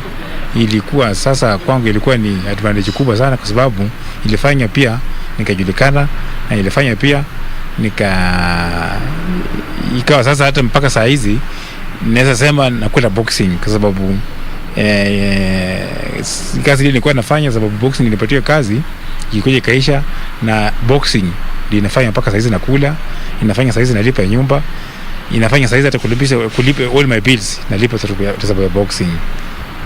The veteran of 5 title fights eventually hung up his gloves in 2006 after losing the vacant GBU heavyweight title bout to Alexei Varakin of Russian points.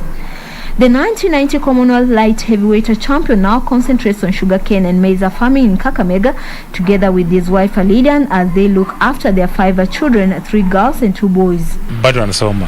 Vijana wawili kwa form 2, mwingine amemaliza college KMTC, saa hizi ni nurse. Na kwa vijana ndio wanataka wacheze kama mimi, lakini niliona afadhali wa concentrate masomo kwanza, alafu baadaye wakitaka nitawa-encourage na nitawasaidia kwa hiyo pia. The standards of boxing have declined in Kenya since the days of the feared hate squad, a problem that Joseph Akasamba, who was also a force to reckon with in his heydays, attributes to, among others, the collapse of boxing clubs and sponsorship. Boxing nasema tulikuwa tunafaulu kwa sababu kulikuwa na vilabu nyingi, na hizo vilabu nyingi zilikuwa zinakuwa managed na makampuni tofauti. Sasa competition ilikuwa very high kwa sababu vilabu zilikuwa nyingi na wachezaji walikuwa tena wengi. Lakini saa hizi vilabu za boxing imebaki vilabu ngapi? Zile ziko active ni kama 3 ama 4. Tuko na Kenya Police, tuko na Kenya Army, tuko na Kenya Prisons na AP Administration Police. Ni 4. Na zamani kulikuwa na vilabu kama 15 Nairobi peke yake. Mombasa kulikuwa na vilabu ngapi? 2. Sasa hizo vilabu zote zilikuwa zina recruit boxers, sababu boxing ilikuwa juu. Kitu kingine pia sababu anataka boxing iendelee, lakini kuna wengine anakienda pale anataka kutumia ile nafasi kujibenefit, sio boxing iendelee. Akasamba, who is also considering a comeback, also called on the upcoming boxers to take their health requirements seriously if they want to earn their living in the sport of boxing for a long time. Boxing ni mchezo ambaye mtu akicheza mpaka acheze akijua inamsaidia, na akicheza ajue itafika wakati atachia mchezo na maisha mpaka iendelee. Na naweza ambia boxers ambao wakitaka kutoka kwa amateur wacheze professional, ni vizuri kama wakifika mahali wanataka kucheza professional, lazima wa understand maana ya kusign contract, wajui contract inamaanisha nini, na atakuwa anacheza mchezo itakuwa nilipo namna gani, vitu yote at least ikiwezekana ikuwa tathrough lawyer.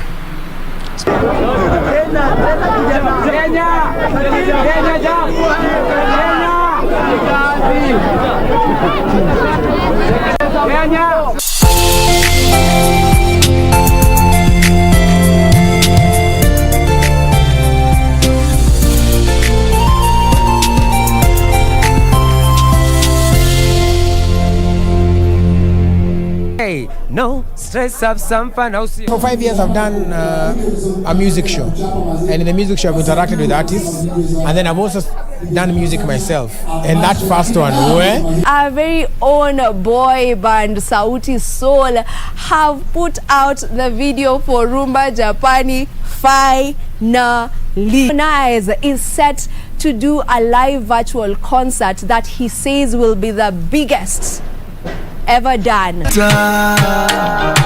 Unachizisha bazenga señorita, fuga yako yanikoroga señorita. Top Mashariki yani ndio imesha take over. Sokio za mbongo ibeleko esomba esengonte sokio kufile lo mbongo nyoso. Alafu kwenye video una vituko mwanangu wewe. Waje lakini kama gani? Tena na tarudi mapema. Lazima ukuwe na ile kumbukumbu, umetokea wapi, nani akakushika mkono. So hata ukivimba uwezi vimbia mzazi.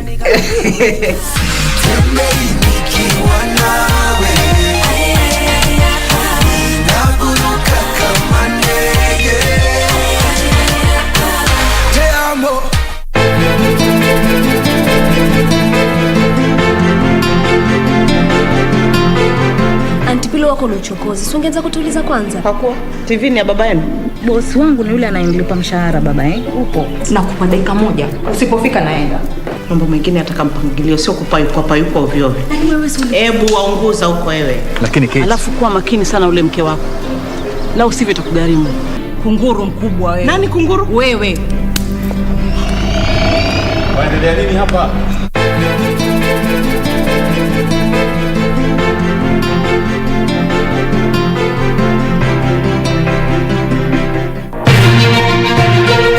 Our legends, your legends, and now they're back on your screen.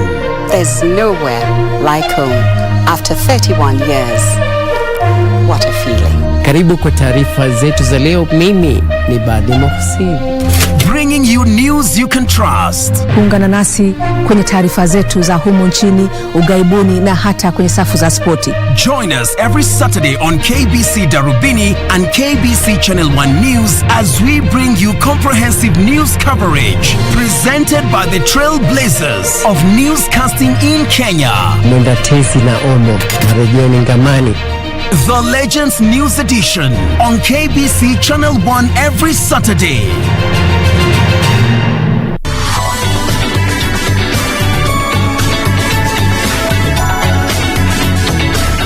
He controls Shatian because he's his uncle. How can he control you as well? That's ridiculous. If I can win without actually having to go to court, why shouldn't I try? All my colleagues saw the video and heard your story, and we hope that we can help you get your son back. Please listen to me. He didn't abandon my mom. I'd rather eat 100 hot dogs with him than eat one steak with you.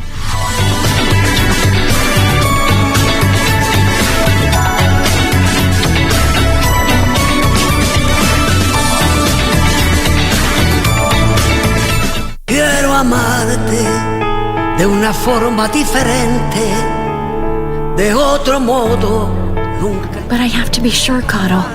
I have to know if the photos in that memory card are the ones of Lucrecia looking for my mother's body. Lucrecia! Juliana, what are you doing here at this time? Do you know what he told me? I don't know. What? That Lucrecia paid him a huge amount of money to convince him to leave my own family, to run away with him, just to abandon me.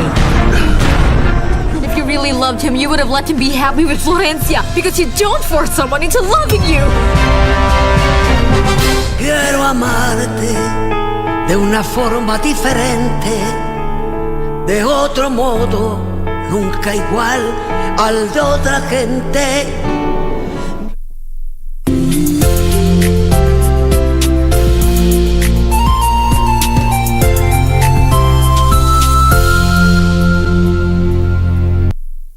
Kuna vitu zingine sio kama kuchokoza dem sio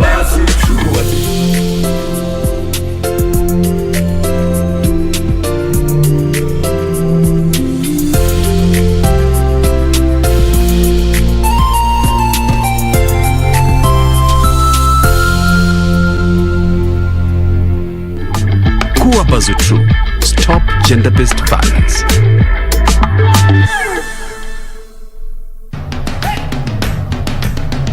Bwana Motiso, pikipiki yako ndio hii. Uko shoni yangu. Hii pikipiki ni unakumbuka uniekelea the lowest unique bid yako ilikuwa ngapi? 18 shillings. 18 shillings. Na unajua kuendesha hii gari? Kidogo. Haya, kitoko yako shika helmet, kifungu yako chomoka na mali yako. Kujiunga na QuickBid ni rahisi. Enda kwenye M-Pesa, bonyeza paybill kisha weka business number 4032353. Kwenye account weka kodi ya bidhaa unayotaka na bid yako ya chini zaidi. Kwa mfano TV 16. Kisha weka shilingi 20 tu kama idadi yako. Weka bid yako pia kwenye www.quickbid.co.ke. Kumbuka, bid ya chini zaidi ya kipekee ndio hununua. QuickBid, bidhaa bora kwa bei ya chini. Kuna vitu zingine sio kama kuchokoza dem sio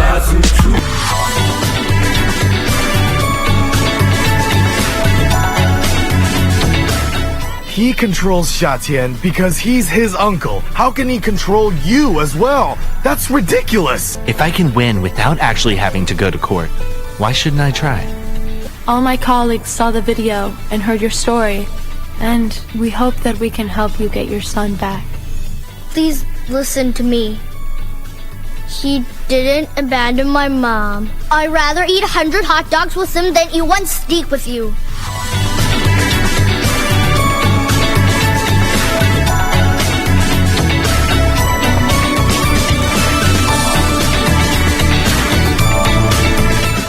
Kuwa Bazutru.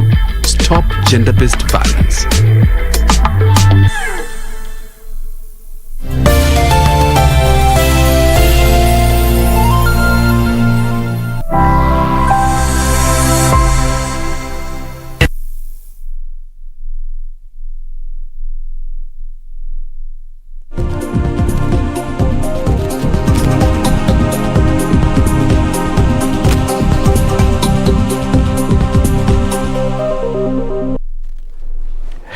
Oh, good morning and thank you for joining us for today's edition of Sports Check with me, Richard Munga, where we get to talk matters sports. A lot has been happening over the past few weeks. We had the Safari Rally, one that has been anticipated for the last 19 years and counting. So it was really a big deal for Kenya to host the WRC Safari Rally. And, well, we do hope that we are going to, maintain that status. We shall be talking about that. And also in the show, we shall be highlighting what has been happening in the world of football here in Kenya as well as abroad. As we all remember, the FKF Premier League continues.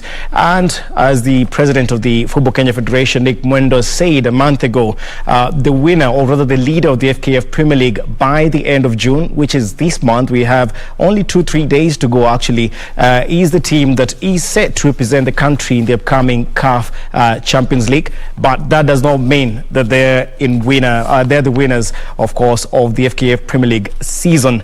We shall be talking about that later on. And also the Euros. Yesterday we had some shocking results. Defending champions Portugal, of course, kicked out of the Euro 2020. That was against Belgium, courtesy of a Thorgan Hazard spectacular strike. We shall be dealing with that later on.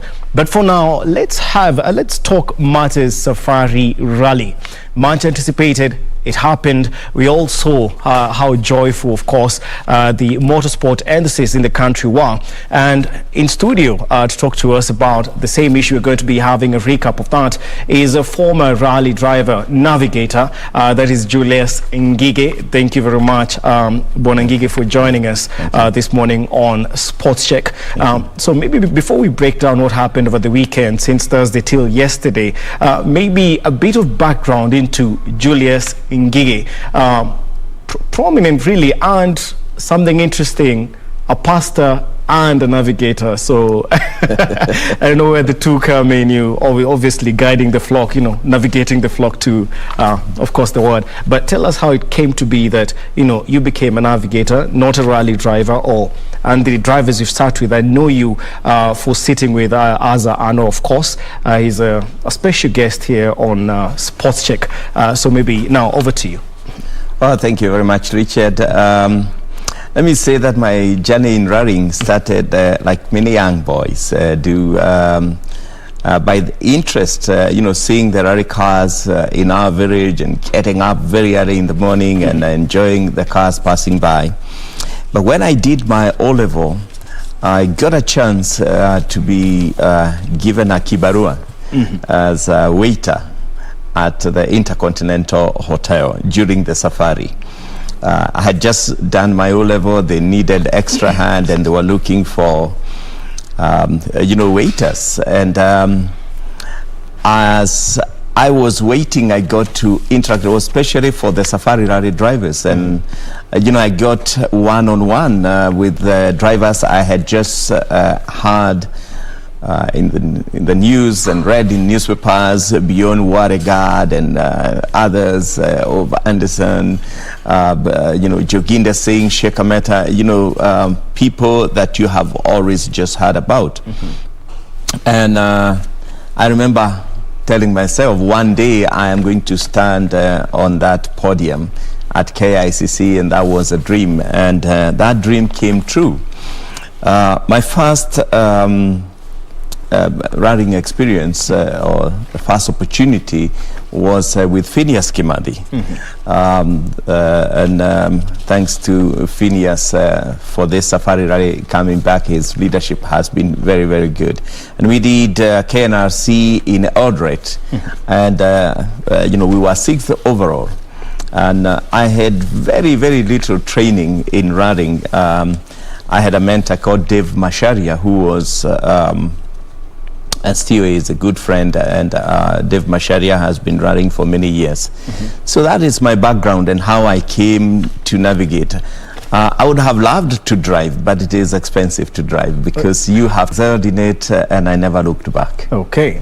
Now, of course, we have the recent, we shall be getting back to your journey, of course, but the reason I wanted your expertise, of course, in this is, as a navigator, you've taken part in so many of these competitions. Yes. So for you, seeing the Safari Rally, of course, retain its status in the WRC calendar, coming back after close to 19 years, maybe what does that mean, not only as a motorsport enthusiast, but also as a navigator, as a participant, and everything it has done, since it has been successful? If you ask me, really, it has been successful. So what can you say the symbolism or the significance of that is here in Kenya? Well, I think number one, the Safari Rally belongs here. Secondly is that for this to be a world championship without any event in the continent of Africa, I've always said it is then not a world rally championship, because Africa present interviews and you have seen their feedback. Very, very important for us as a nation, because it is not just the sport itself, but potentially look at what it is doing. Maybe 18 million people were watching this sport on WRC live, and it's a great opportunity to market our country and the tourism that is there. I was delighted to hear Takamoto saying, I definitely am going to come back here with my family. And it just tells you what it means to us. Secondly, for me, I have always associated the Safari Rally as a sport, as a great tool to really talk about and to emphasize on road safety. And road safety is key to me. We are losing about 3,000 lives, probably more than that, a year. And it's a great window for us to talk road safety. NTSA and others should use this opportunity. But above everything else, also as a sport, it is good because it puts us ahead together with many nations all over the world, and we get seen out there. And rallying really started in Kenya from 1953, before the World Rally Championship came. The famous East African Safari was there, and I think that we deserve it. It belongs to Kenya. Okay, and you've been keen to talk about safety measures. You were in the Safety Commission a while ago, really. And going by what we saw since Thursday, I know we had a bit of unfortunate incidents, of course, here in Nairobi after the flag off, really. But going by what you've seen and being in the Safety Commission a while ago, can you say that we got it right in terms of logistics, even the security apparatus, in terms of crowd control and all that? It is always a challenge because people get excited, not just in this sport, but motorsports is dangerous. It is, we need to pull every effort that we can, every resource that we have, we need to put it together for road safety. There were some unfortunate incidents, and many of them you attribute it to individuals, and people get enthusiastic. You saw also what was happening in Naivasha, etc. But I think Norris Ongaro has done a great job in safety, and KMSF and others, they really have done very well. The police have tried their best, but there is a lot more that can be done. And number one is to educate our people. And as much as we are keen to see the rally and to be involved in it, we need to think about it in terms of, we want the sport, but we don't want to lose lives. I think what I would say on spectators is there could have been much more better organization, because what happened was because of the rally and what FIA, as many spectator points, so that you get to spread people. I was very, very concerned on COVID issues, because there was absolutely no social distancing. I was with my family and some friends, and we would wake up at 3 in the morning and get ourselves a good spot. But over enthusiastic marshals, after you have found a good spot and you have safe way of the spectator lines, and they would come and tell you, no, you cannot be here, you have to go into the designated area, even where you are in the stage, but in a very safe place. And I think we need to really think about that. Anybody who is waking up at 3 in the morning, 4 o'clock in the morning to go and find a spot. Some people are camping in there. They're not just, they are real diehard rally fans. And I think we need to think about all this. What is it we can do to make it safer? I think the other issue that was not well managed is traffic on the road. There was a Gazette notice to keep the trucks off the road, but the management of that was not well handled at all. They were told not to move, but they were parked on the side of the road.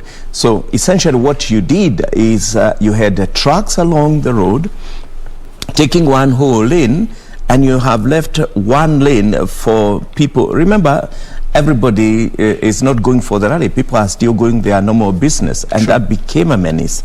It should have been such that if you don't want the trucks on the road, stop them for the entire rally period at their designated places where you can have the trucks in good parkings, but not on the side of the road.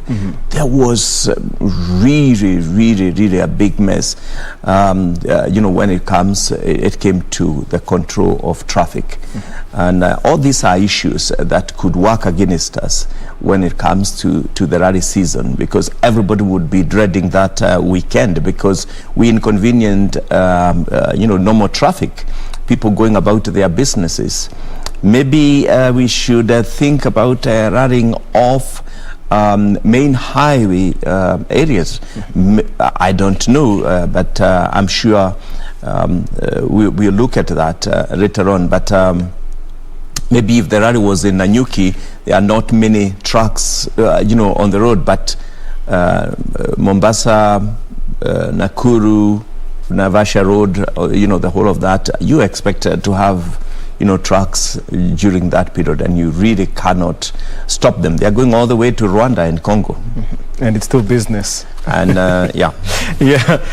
so of course, as we know of now, President Uhuru Kenyatta yesterday did announce that Kenya in the Safari Rally is going to retain its WRC status up until 2026. So those are among the things that we need to change moving forward. As he mentioned already, the government has started preparations for next year's edition of the Safari Rally. But another contentious issue, since we were talking about crowd management and how people were overexcited, they went overboard really. But then again, it's the nostalgia. I get that. But there was another contentious issue. Of course, we were streaming the action live here on KBC Channel 1, True Sports Partner, of course. And some of the things that people were commenting on, since you're on the Safety Commission, people need a clarification on this. In terms of managing the crowds and the education needed, the education cuts both ways, the spectators as well as the marshals, of course. Because there was an incident on the first day whereby, unfortunately, Tajvir Rai had an incident, and you could see, because there were videos circulating online, and you could see fans, of course, running forward to help the driver and the navigator. But then again, you had marshals warding off the spectators. What's the line there between the role of the marshals and things that the spectators are supposed to observe in such a scenario? Well, it's a tricky situation, of course. In educating the fans, I think that one is very, very important, and for them to know that motorsport is a dangerous sport, and we want everybody safe. That is why the marshals will do their work. They will have the lines that are designated, what you can go and do, and what you can, where you can go and where you may not go. For your own safety. Secondly, particularly in like that incident, you just think about it, there could be another car that is coming on, and you could endanger more lives. Thirdly is when somebody has been involved even in normal accident, you need them to be handled by professionals, and running is such that the response is almost immediate. Of course, maybe you can put back, the car back on its wheels to allow people to be able to come out, but handling of injured people and all that, just to ensure that you don't cause further damage. And the response is there's a helicopter that will come quickly, and every midpoint you have an ambulance that is coming. So all those are things that are very, very, very well arranged. But I think with the marshals themselves, first aiders being well educated and equipped would be of great help. I think that's what I would say in regards to that. Now we're going to be digressing a bit, if you allow me kindly, and we're going to be taking the viewers over to Mombasa here on Sports Check. We also update you on other matters, be it business, human interest stories. Now we're heading to Mombasa. Updates in regards to the LAPSSET project. It is.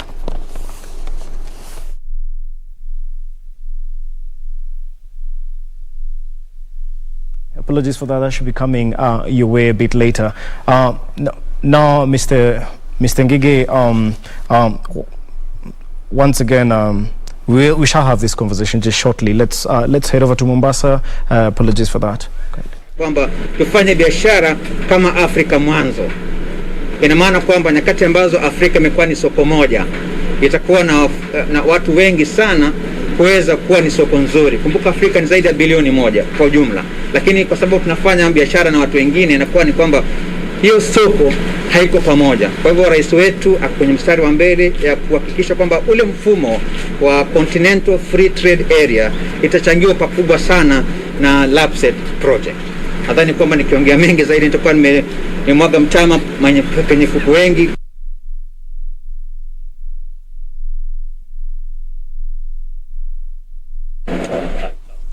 More details, of course, in regards to that will be coming to you in our subsequent bulletins. That's the lunchtime news. You have the Rubini and, of course, Prime Edition. Now, Mr. Ngige, we were talking matters rally, and as we observed, of course, we had Sebastian, 7-time world champion Sebastian Ogier winning the Safari Rally. We had Takamoto coming in second, while Estonian Tanak was third. First Kenyan on the roster, on the list, was at the number 7 position. That is Onka Rai. A very good account, of course, and the win, he dedicated that to his brother, Tejveer Rai, after the incident. And we do wish him well as he recuperates in hospital. But now let's talk about the level of competition that was, witnessed. Is it... What puts these guys way ahead of the curve in regards to how we compete against them? Because it was really, even before Ogier took the lead, we had Noville, the Belgian, of course, and Takamoto, one of the standout drivers, a good performance in this rally. So maybe let's talk about the competitive edge that these guys brought, that what we seem to be lacking when it comes to such an event. Well, first of all, congratulations to Onkarai and to Karan Patel and Frash Tundo and the many other Kenyan drivers who managed to do very, very well in this rally. Eric Bengi, Hussein Marik, Rineta Yuko. I mean, we are proud Countless, of you guys. Yes. You represented us well, and we are so much proud of you. I think it's a very interesting question, because those are two different cars, totally different. The reason why I think the Kenyans are really, really, really doing well is that, remember, these are privateers. These are cars that they have prepared themselves.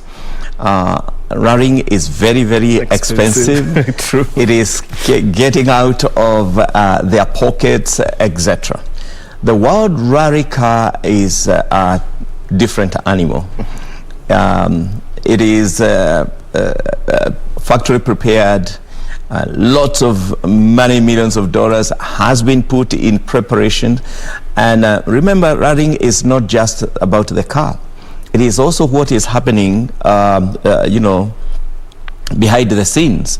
There is team management that has put in a lot of money.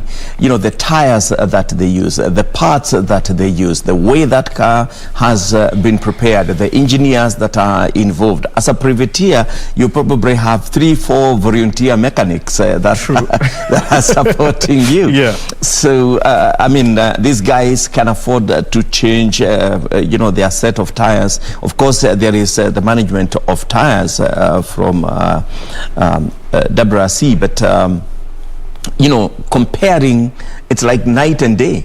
So for Onka and the rest of the team to even finish the safari, the toughest rally in the world, to be there and to compete, you know, almost within allowable times against the world's best, is really an achievement. Don't forget that they have other jobs. They do whatever they do daily to earn their living. These other drivers are professional drivers. This is what they do for a living. They get paid to do that. So you really cannot, it would not be fair to compare them. Yeah. You know, we may say they should have done better than, but I think they outdid themselves. Yeah. I'm really very proud of our Kenyan drivers. Okay. Yeah. Now, of course, Sebastian Ogier, navigated by Julian Ingrassi, winning yesterday. Let's have a look at what he had, at what the Frenchman had to say about the victory and about his experience in Kenya in the Safari Rally. You know, I think it's the attitude I always adopt, you know, to never give up and give my best, whatever the conditions. And, you know, after our issue on Friday morning where we lost more than 2 minutes, we had to believe that things were possible, and that from this moment on I pushed all the time and tried to come closer and closer every stages, and at the end today we were in a fight for the podium, and it turned out to be a fight for the victory when Thierry. Quite impressive right there. Once again, I think what you were talking about, back to what you're talking about, does it come back to, you know, it's the usual topic that we keep talking about, investment in sport. Does it all come down to that? Yes. Let me just say this, that there are some sports like motorsports that have not been looked at like every other sport. For example, it has been seen as a sport for the rich, like how golf used to be some time back. But it is actually not. It is a sport like any other sport. Yes, it requires a lot of investment because of the equipment that is involved. Preparing a safe rally car is it's not a simple matter. But let me say that it doesn't have to be at the level of the World Rally Championship. In our local motorsports here, we can have rallies. We used to have training rallies, for example, that would give an opportunity to all these Subaru boys that are going around with noisy cars, and they can be given an opportunity in training rallies. And people like Asa Anwar or other drivers are willing to do training rallies. They're using your standard car, and all what you need to do is just prepare it for safety, you know, roll cages, etc. And we have rallies that the youngsters can be able to go, and training of rally drivers and other people that and I'm sure that even organizations like FIA would be willing to input some little money or investments in training rallies where people can be able to enjoy. It does not have to be expensive to be in motorsports.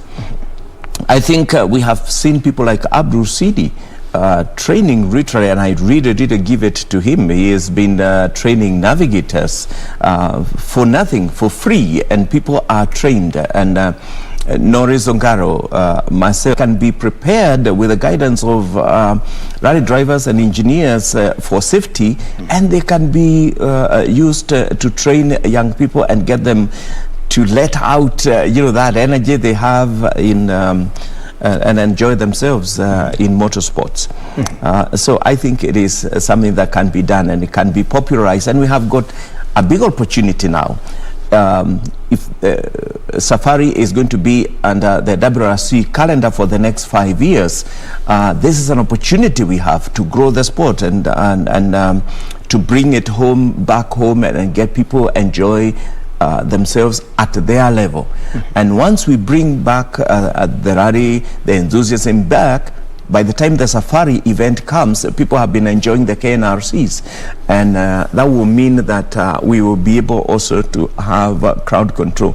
I can understand after 19 years, everybody was enthusiastic and to interact with these drivers, and we see it's exciting. So for the World Rally Championship, when Safari remains in the calendar, and this is, we have football. We play football, for example, every day.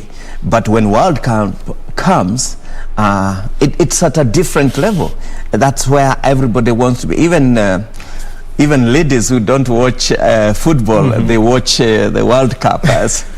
So you can understand the excitement when it comes to a World Rally Championship event.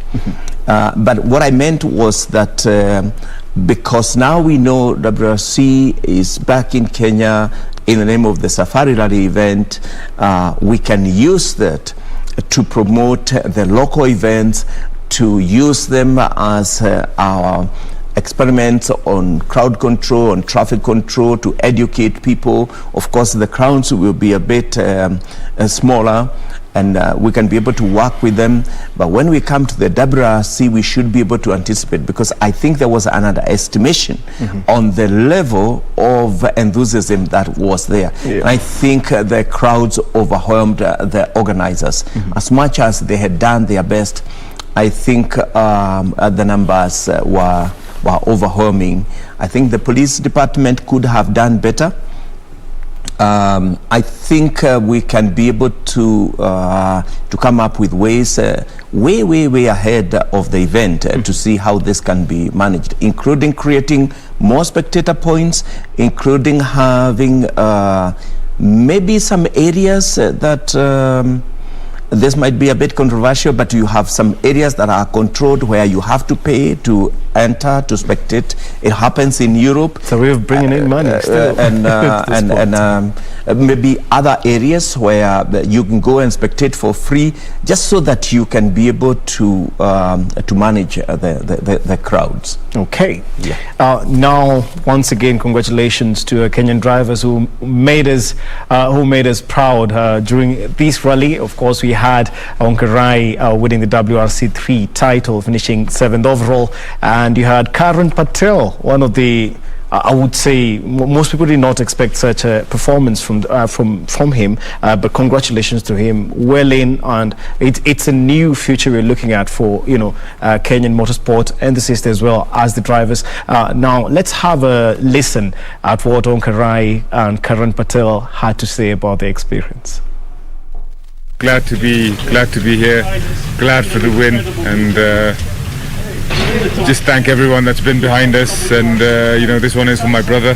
He's recovering at the moment, and I'm sure this will lift his spirits as well. It's I'm sure, as you can imagine, we're very, very happy to finish in the position we have, and we've worked hard for it, and the team has worked hard, and I think everyone's quite relieved that the car's done its job.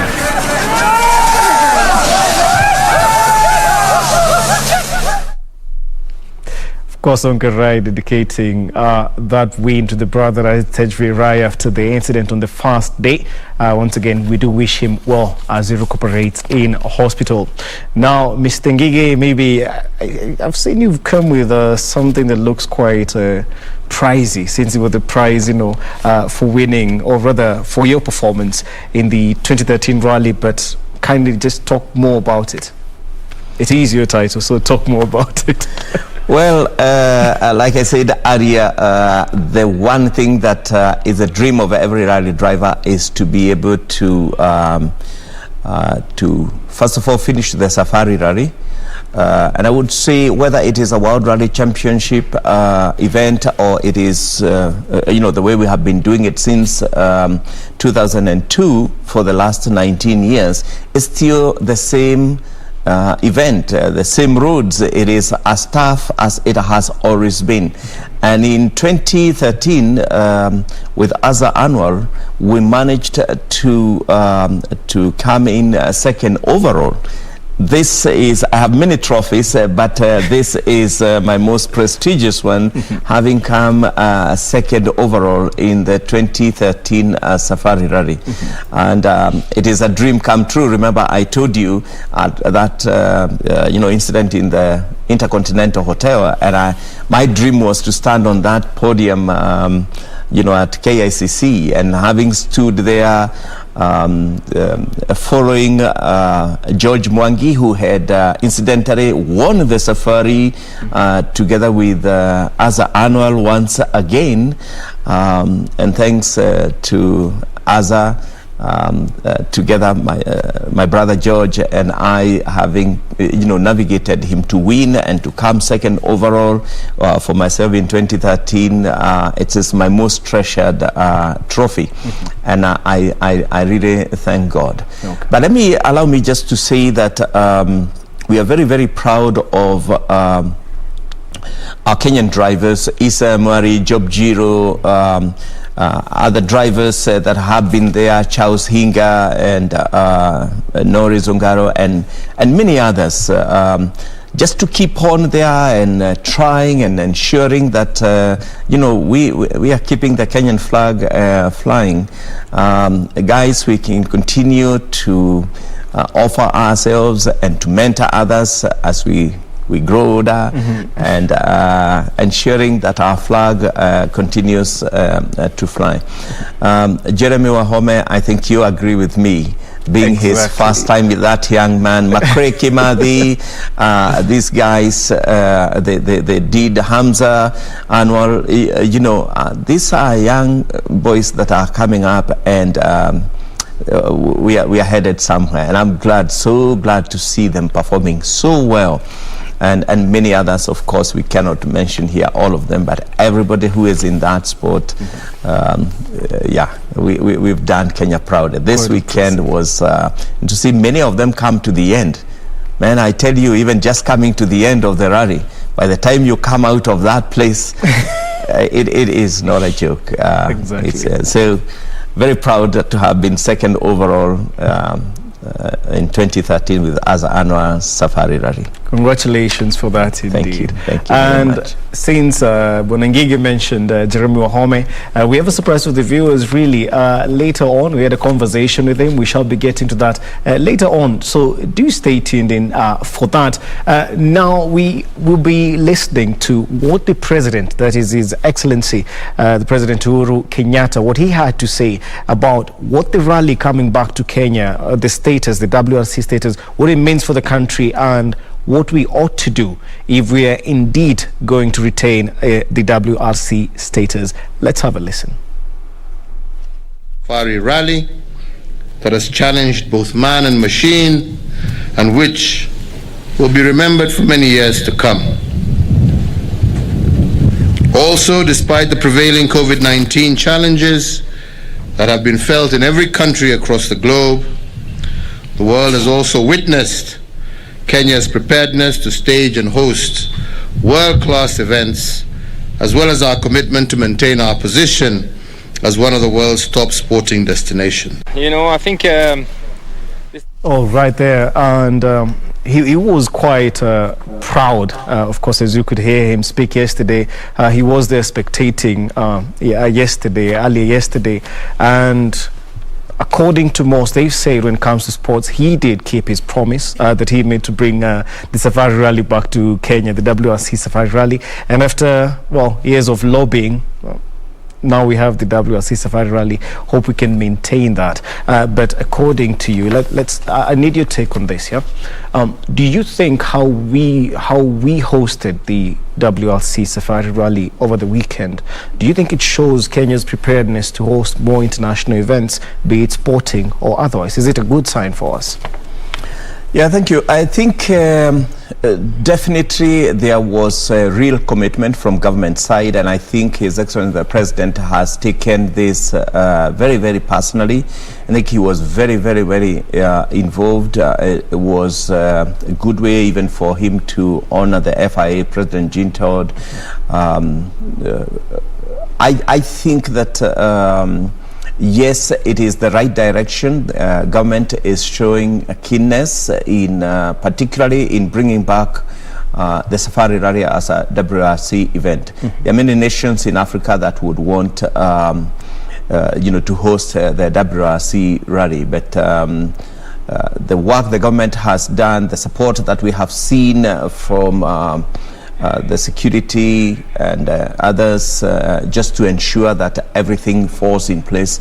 Of course, it was the first event. We are glad that it is here. If it is going to be with us in the next 5 years, more can be done, and we will continue to do it. It is so important because look at how the Ministry of Tourism has managed to use this event to sell our nation as a tourism destination, all over the world. And I believe that other sports also have an opportunity, and we have the capacity, to host international events. And I think this event has shown that with commitment and everybody coming together, be it rugby or football or athletics particularly. Personally, I cannot understand why Kenya, being such a giant in athletics, we have not been given an opportunity to host the sport, at international level. And I think we can pull it together.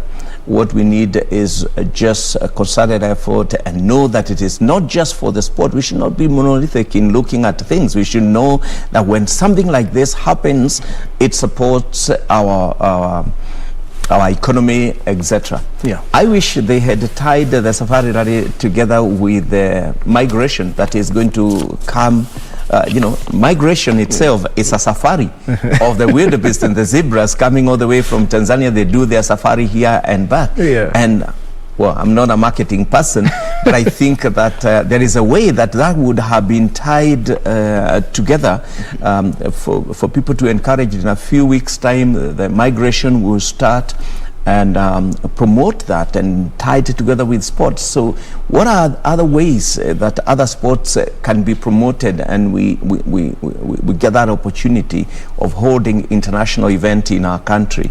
It should not be relegated. It should be an opportunity should be given to sports to promote our country. Exactly.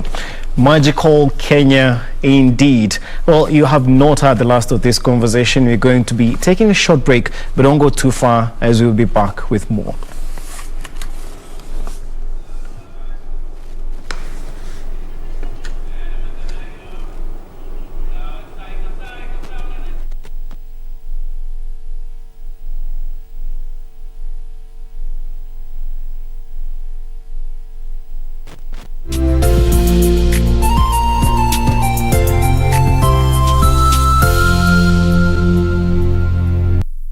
We've made progress, but not enough to move us to the last mile.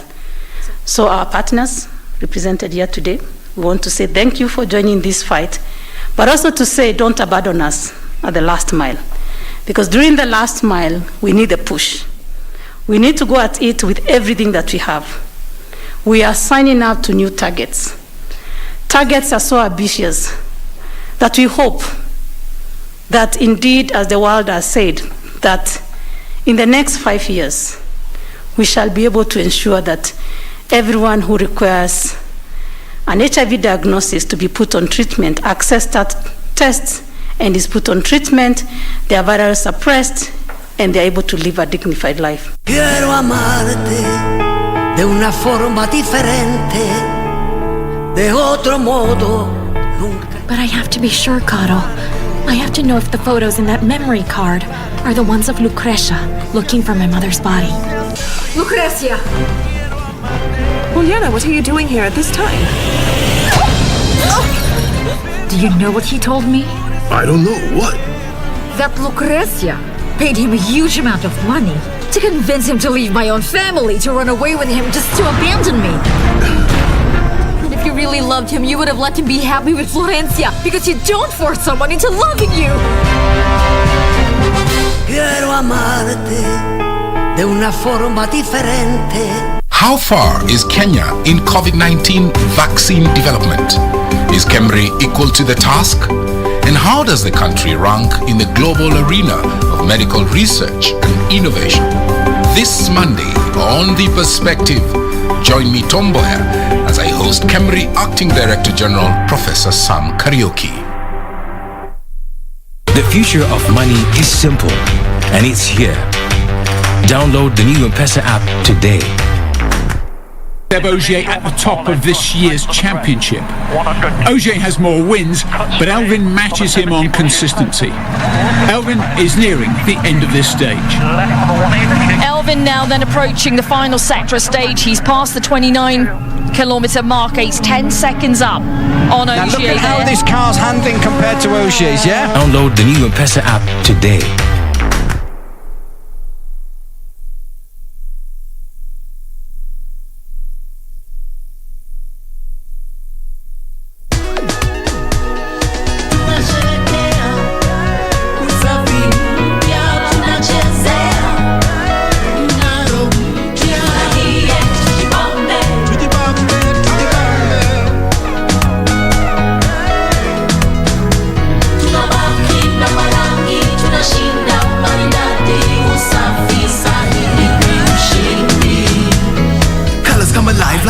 Ushindi with OxyBright does so much more. Removes stains easily and cleans it right. Brightens with the magic of OxyBright. It's a brighter life with Ushindi.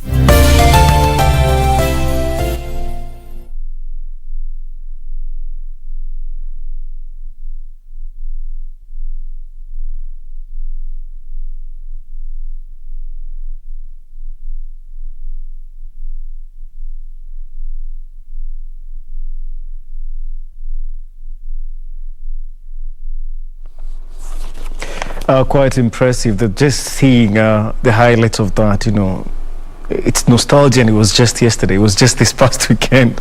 Quite interesting to watch all the action. And obviously, as I did mention, KBC Channel 1 always your true sports partner.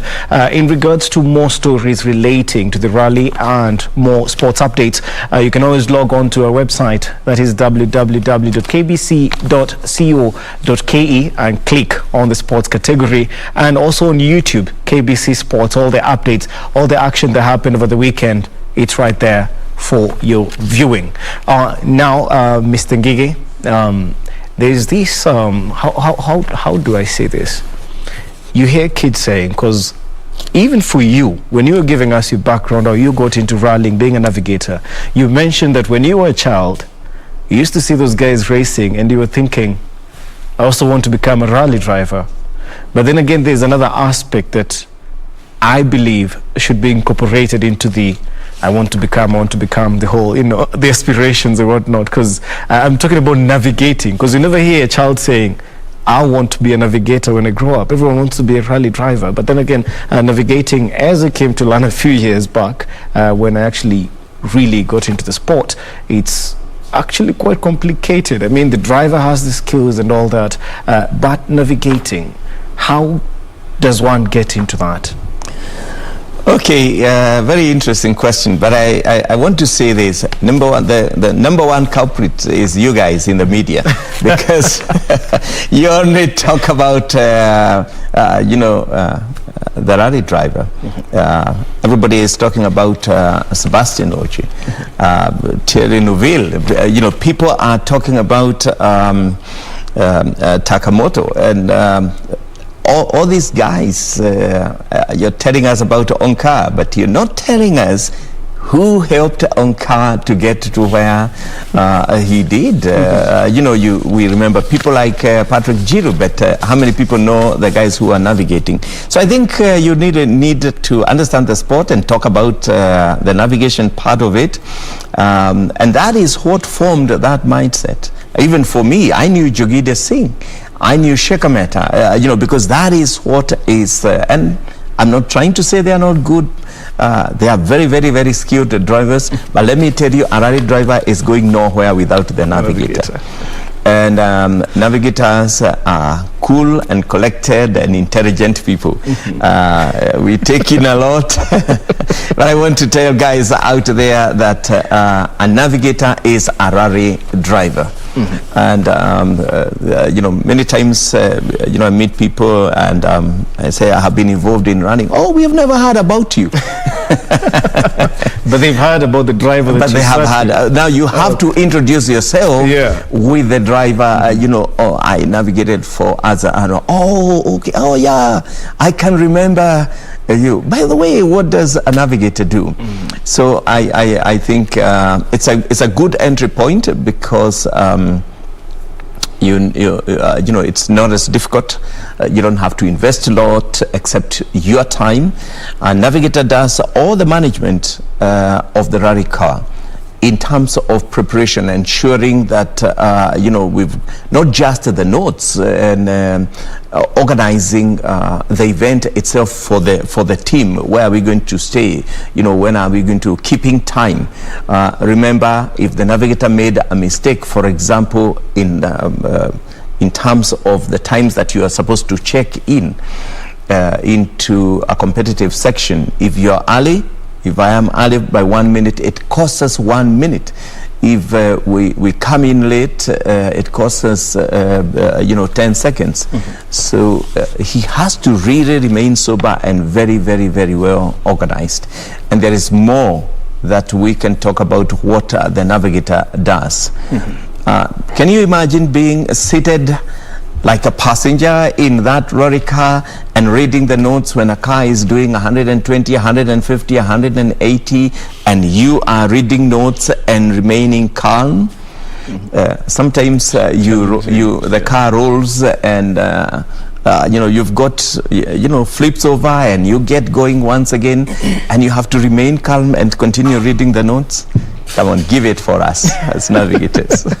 Lex of Toshe and Chantal Young, we do appreciate all the navigators out there. Yes. And as you did mention, it's kind of the media's fault a bit, as you mentioned, that we should highlight that more. I believe we've been trying to, of course, change that narrative.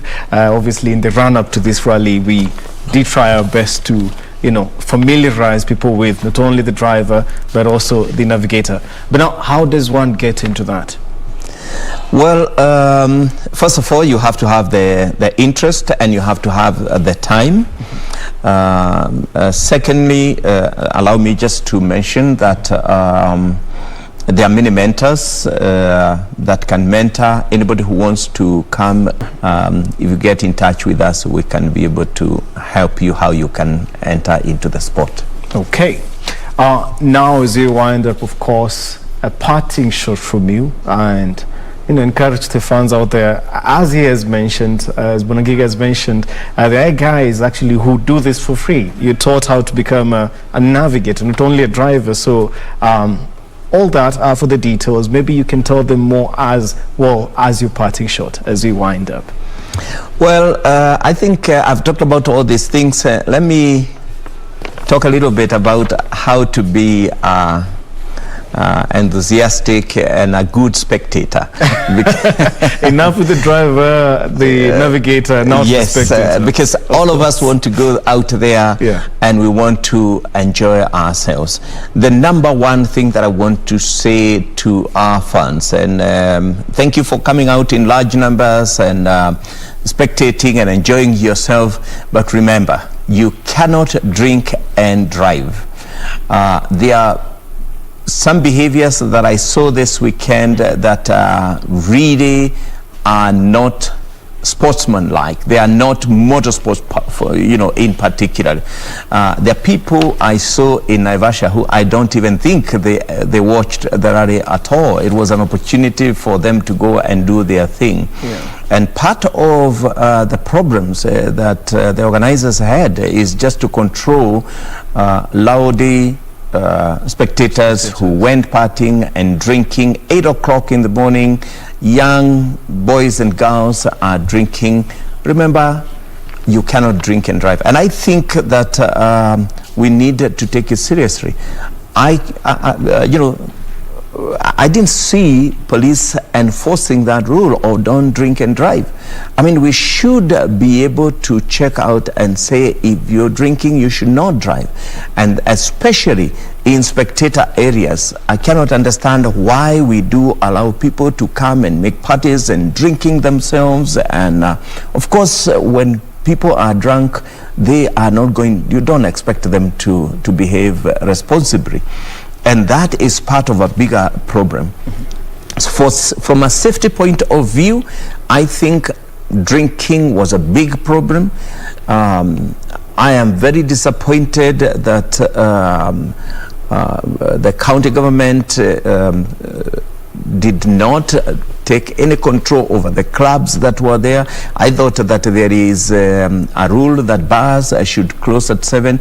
There were parties that were going on until early hours of the morning, no social distancing, and I think it has been all over the media. I think that was a big letdown on the part of those who licensed for things like that to happen. So I would want to encourage our viewers, come enjoy the sport. It's a good sport, but please, it does not associate with alcohol. Leave that for your private homes when you can do that. I think for me that will be the parting shot. Let's keep safe. Let's enjoy the sport, but keep safe and remain sober. Okay. There you've heard it, of course. Brother Julius Ngigi, thank you very much for giving us the time, and we shall be talking to you more later on out there in regards to navigating. Thank you very much. My pleasure. Thank you very much. Okay, and for the viewers, of course, you've heard that those are among the things that we need to change if Kenya is to retain its World Rally Championship status going forward. I mean, we've not had this for 19 years, so we shouldn't have to ruin it in one weekend. Now, elsewhere, he has participated, or rather he has raced in Formula 3 championships in 2016, 2017. I'm talking about none other than 22-year-old Jeremy Wahome, who made his debut in the Safari Rally just this past weekend, and he came first in the RC2 category. And my colleague Daniel Wahome sat with him in Naivasha, of course, after the race to get a feel of what his experience was in the rally. Let's have a listen to that. It has, come to a close, and the news from the president is it will go on for another 5 years. That's until 2026. And what's the implication is that Kenya may have a P1 driver, but if the 3 drivers in that program really work hard. And I'm speaking with one of the drivers. He won the RC3 class yesterday, and he finished 16th overall in his first ever drive in a rally car. He was a single seat driver, Jeremy Wahome. His cumulative time 4 hours 36 minutes 52.5 seconds. Jeremy, winning a class at the Safari in your debut rally, what's the whole feeling? It's nice, it's exciting, it's relieving. I came in with a lot of, not questions in a nervous way, but just curious of how it will go out, what's rally like. I had no exposure, no experience, but yeah, I've enjoyed myself. It's been a long event, dating back from when we started Recce on last Monday. So a whole 7-day event, and just it's nice to bring the car back home and then celebrate with the team and family and friends afterwards. The first thing I'd like, you just take us through the days bit by bit after the ceremonial start. Tell us about SS1, Kasarani. Kasarani, first spectator stage. First time doing a proper rally stage, but now in front of loads and loads of fans. The main thing I was told is just keep focused. Don't get too distracted with trying to put on a show for people. Just focus on your lines.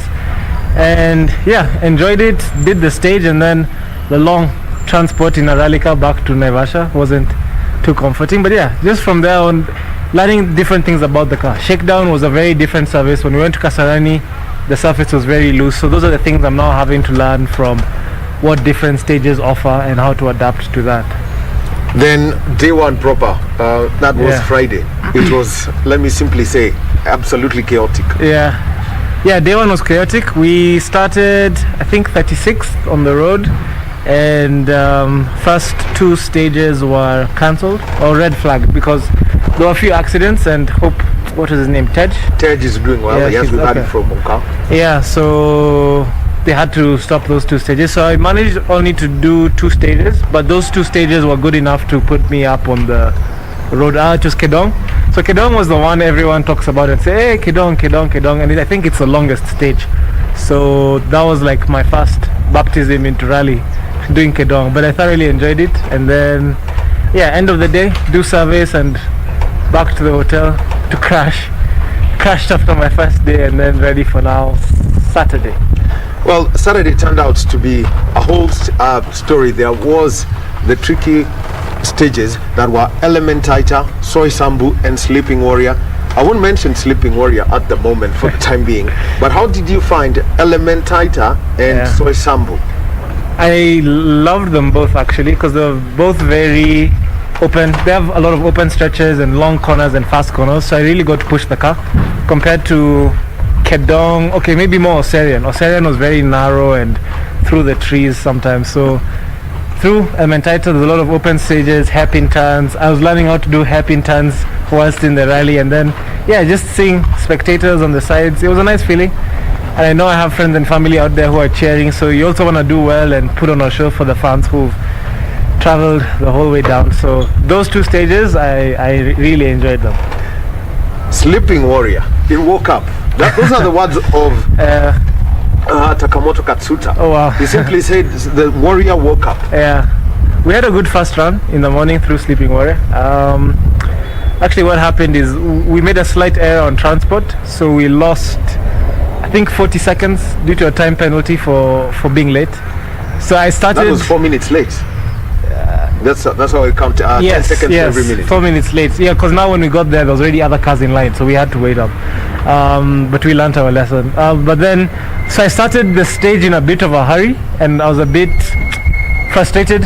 So I was like, okay, let me try and make up that time. But it actually worked out better for me because as I started to push the car more and take more risks, I was like, oh, actually, this isn't so bad. I can handle this speed. So it helped me increase my speed, and I didn't find any warriors sleeping in the first run. But the second run, what made it tricky was it started to rain. So that was the first time I was now driving a rally car in the wet on stage that we hadn't wrecked it for in the wet. So at some point I found myself on a left 3 going right 5 backwards.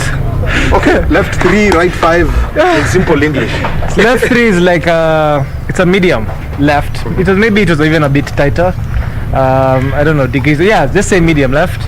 But then the tires locked and I went in backwards, and actually so the road was straight. It was like a 600-meter stretch, and then I left. So I basically spun and kept going straight but backwards into a bush. But luckily we didn't find any warriors then. But I somehow hit a stone afterwards and we got a puncture. And somehow the mains electricity went off. So we lost 10 minutes on stage. So that's when I dropped from 12th to 17th. But we managed to make up one place now today, Sunday. Now let's talk about Sunday.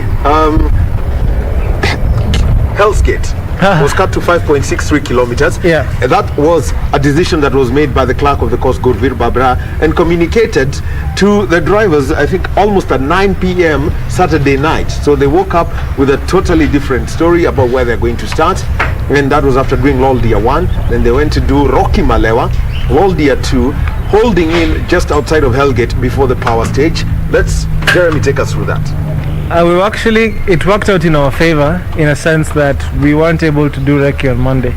So we didn't recce Hell's Gate the full way. And when we got a chance, they were already reprofiling the circuit. So we only did 6Ks recce. So the morning stage we had recce'd it. Then as we passed through on the exit, we were writing our notes for the afternoon section. So luckily the notes turned out okay, but more so for Hell's Gate, was it was the last stage of the day, and I think it was probably the toughest in the sense that the risk of getting stuck was the highest. So the main thing was you've done so well up till, how many stages total? 17? 17. So 16 stages have gone so well. Actually 18. Yeah, okay, so 17 stages have gone well, just to bring the car home in the 18th. So it was quite a relief to finish, because after so many cars had gone through those deep ruts, and it's easy to get stuck inside. So we were really glad when we managed to do that. And it was nice. We were in the holding area watching power stage with some of the WS, with Sebastian Ogier. Quite nice guys, and his navigator was quite friendly too. So that was a good, fun moment. Next, in the FIA Rally Star program, what's the learning lesson? And you've got about 5 years to get to become a priority one driver. That's WRC proper. Yeah. What's your plan? Yeah, no pressure. But yeah, that's the plan. To get a Kenyan driver, African driver, to be one of the main drivers. So when it comes back to Kenya, we're not just hosting, but we have one of our own to support. So yeah, over the once we go back home, and I'm sure there will be a lot of discussions on what's our, 2-year plan, 3-year plan. Hopefully we will be able to take it the whole way, and maybe we shouldn't even have to wait for 5 years. So who knows, it could be 2 years, 3 years, 4 years, but a lot of hard work, dedication. It's not a hobby when it gets to that stage. It's your career. So Monday to Sunday, you're working hard, whether it's training, whether it's doing work with the team, whether it's going to all the stages around Kenya, Africa to do practice, or going abroad, which now our sponsors come in helping us do that. That's the main goal. So I'm looking forward to the challenge. Even when I started my journey, the whole point was to get a Kenyan driver into worldwide motorsports, and this is along the same path. So I'm looking forward to continuing that. How have you adapted to the RC3 car? Yeah, I think now I'm getting the hang of it after 4 days of driving, loads of kilometers. So every day I just write notes in my head, where can I improve? In single seaters it's very smooth inputs, but in rally you kind of have to manhandle the car. So with every day, just manhandle is a strong word. You have to be aggressive with it, because the car has a mind of its own. When you get on the power, it wants to go the opposite direction, so you have to hold on and wrangle it by its neck, which is very different to the smooth style that's needed in single seaters. So just learning that. Now that we're done, there'll be a lot more practice. Right, Jeremy Wahome, he won the RC3 class at the WRC Safari Rally. He finished 16th overall on his debut rally.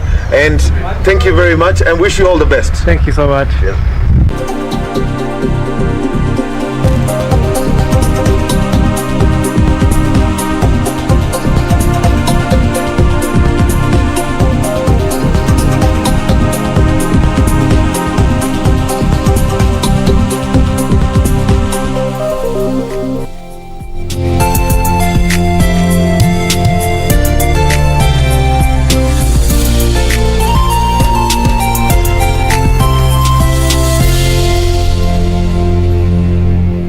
How far is Kenya in COVID-19 vaccine development? Is KEMRI equal to the task? And how does the country rank in the global arena of medical research and innovation? This Monday on The Perspective, join me, Tomboya, as I host KEMRI Acting Director General Professor Sam Kariuki.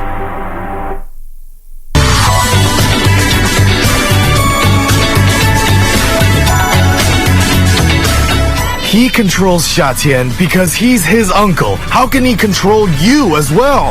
That's ridiculous. If I can win without actually having to go to court, why shouldn't I try? All my colleagues saw the video and heard your story, and we hope that we can help you get your son back. Please listen to me. He didn't abandon my mom. I'd rather eat 100 hot dogs with him than eat one steak with you.